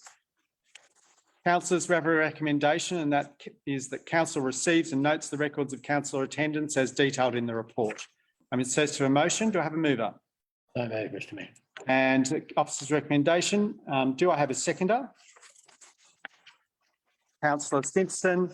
I'd like to put the motion to the vote, unless anyone would like to speak. Councillors, all those in favour, please raise your hand. And that's carried. We're now moving to item 15, which is the general business, and Councillor Hood has declared a conflict of interest for this item. Councillor Hood, if you'd like to leave the room. You have your choice. Councillor Hood, please leave the room.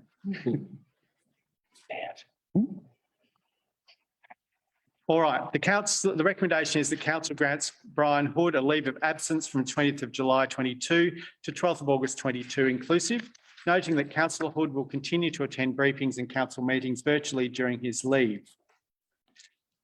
In search of a motion, do I have a mover? Councillor Henderson, you're moving the officer's recommendation. A seconder, Councillor Hewitt. Would you like to speak to the motion? Thank you. Hewitt, all those in favour, we'll put the motion to the vote. Please raise your hand, and that is carried. Someone like to bring Councillor Hood back in? Thanks, Chris. We're now moving on to item 16, when Mr. Hood comes back in, and we'll just let him know the good news.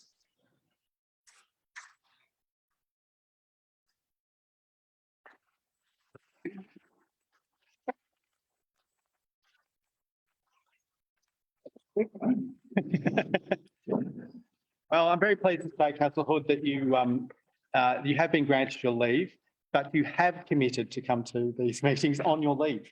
So that is noted. Thank you. And thank you for that commitment. That's fine. Item 16, the confidential item. So at this let's see, sorry. We have a recommendation before us, councillors, and that is that in accordance with section 66(1) and 62, Local Government Act, the meeting to be closed to members of the public for consideration of the following confidential items. And that is the consideration of confidential VCAT matter. The agenda items can confidential information for the purpose of section 3(1) of the Local Government Act.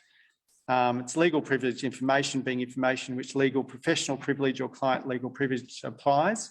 The ground applies because the agenda item is related to a current proceeding with the Victorian and Civil and Administrative Tribunal, VCAT, which requires confidentiality pursuant to the VCAT Act 1998. I'm in search of a motion. Do I have a mover? Councillor Bray, moving the officer's recommendation, and seconder, please. Councillor Simpson, would you like to speak to the motion? No. Councillor Simpson. I'll now move the motion to vote. All those in favour, please raise your hand, and that is carried. I'd like to advise that the public gallery that the meeting is closed and that we must all leave the hall, and this will be the end of live streaming and the end of the recording for the evening. So I'd like to thank everybody who has attended this evening online as well.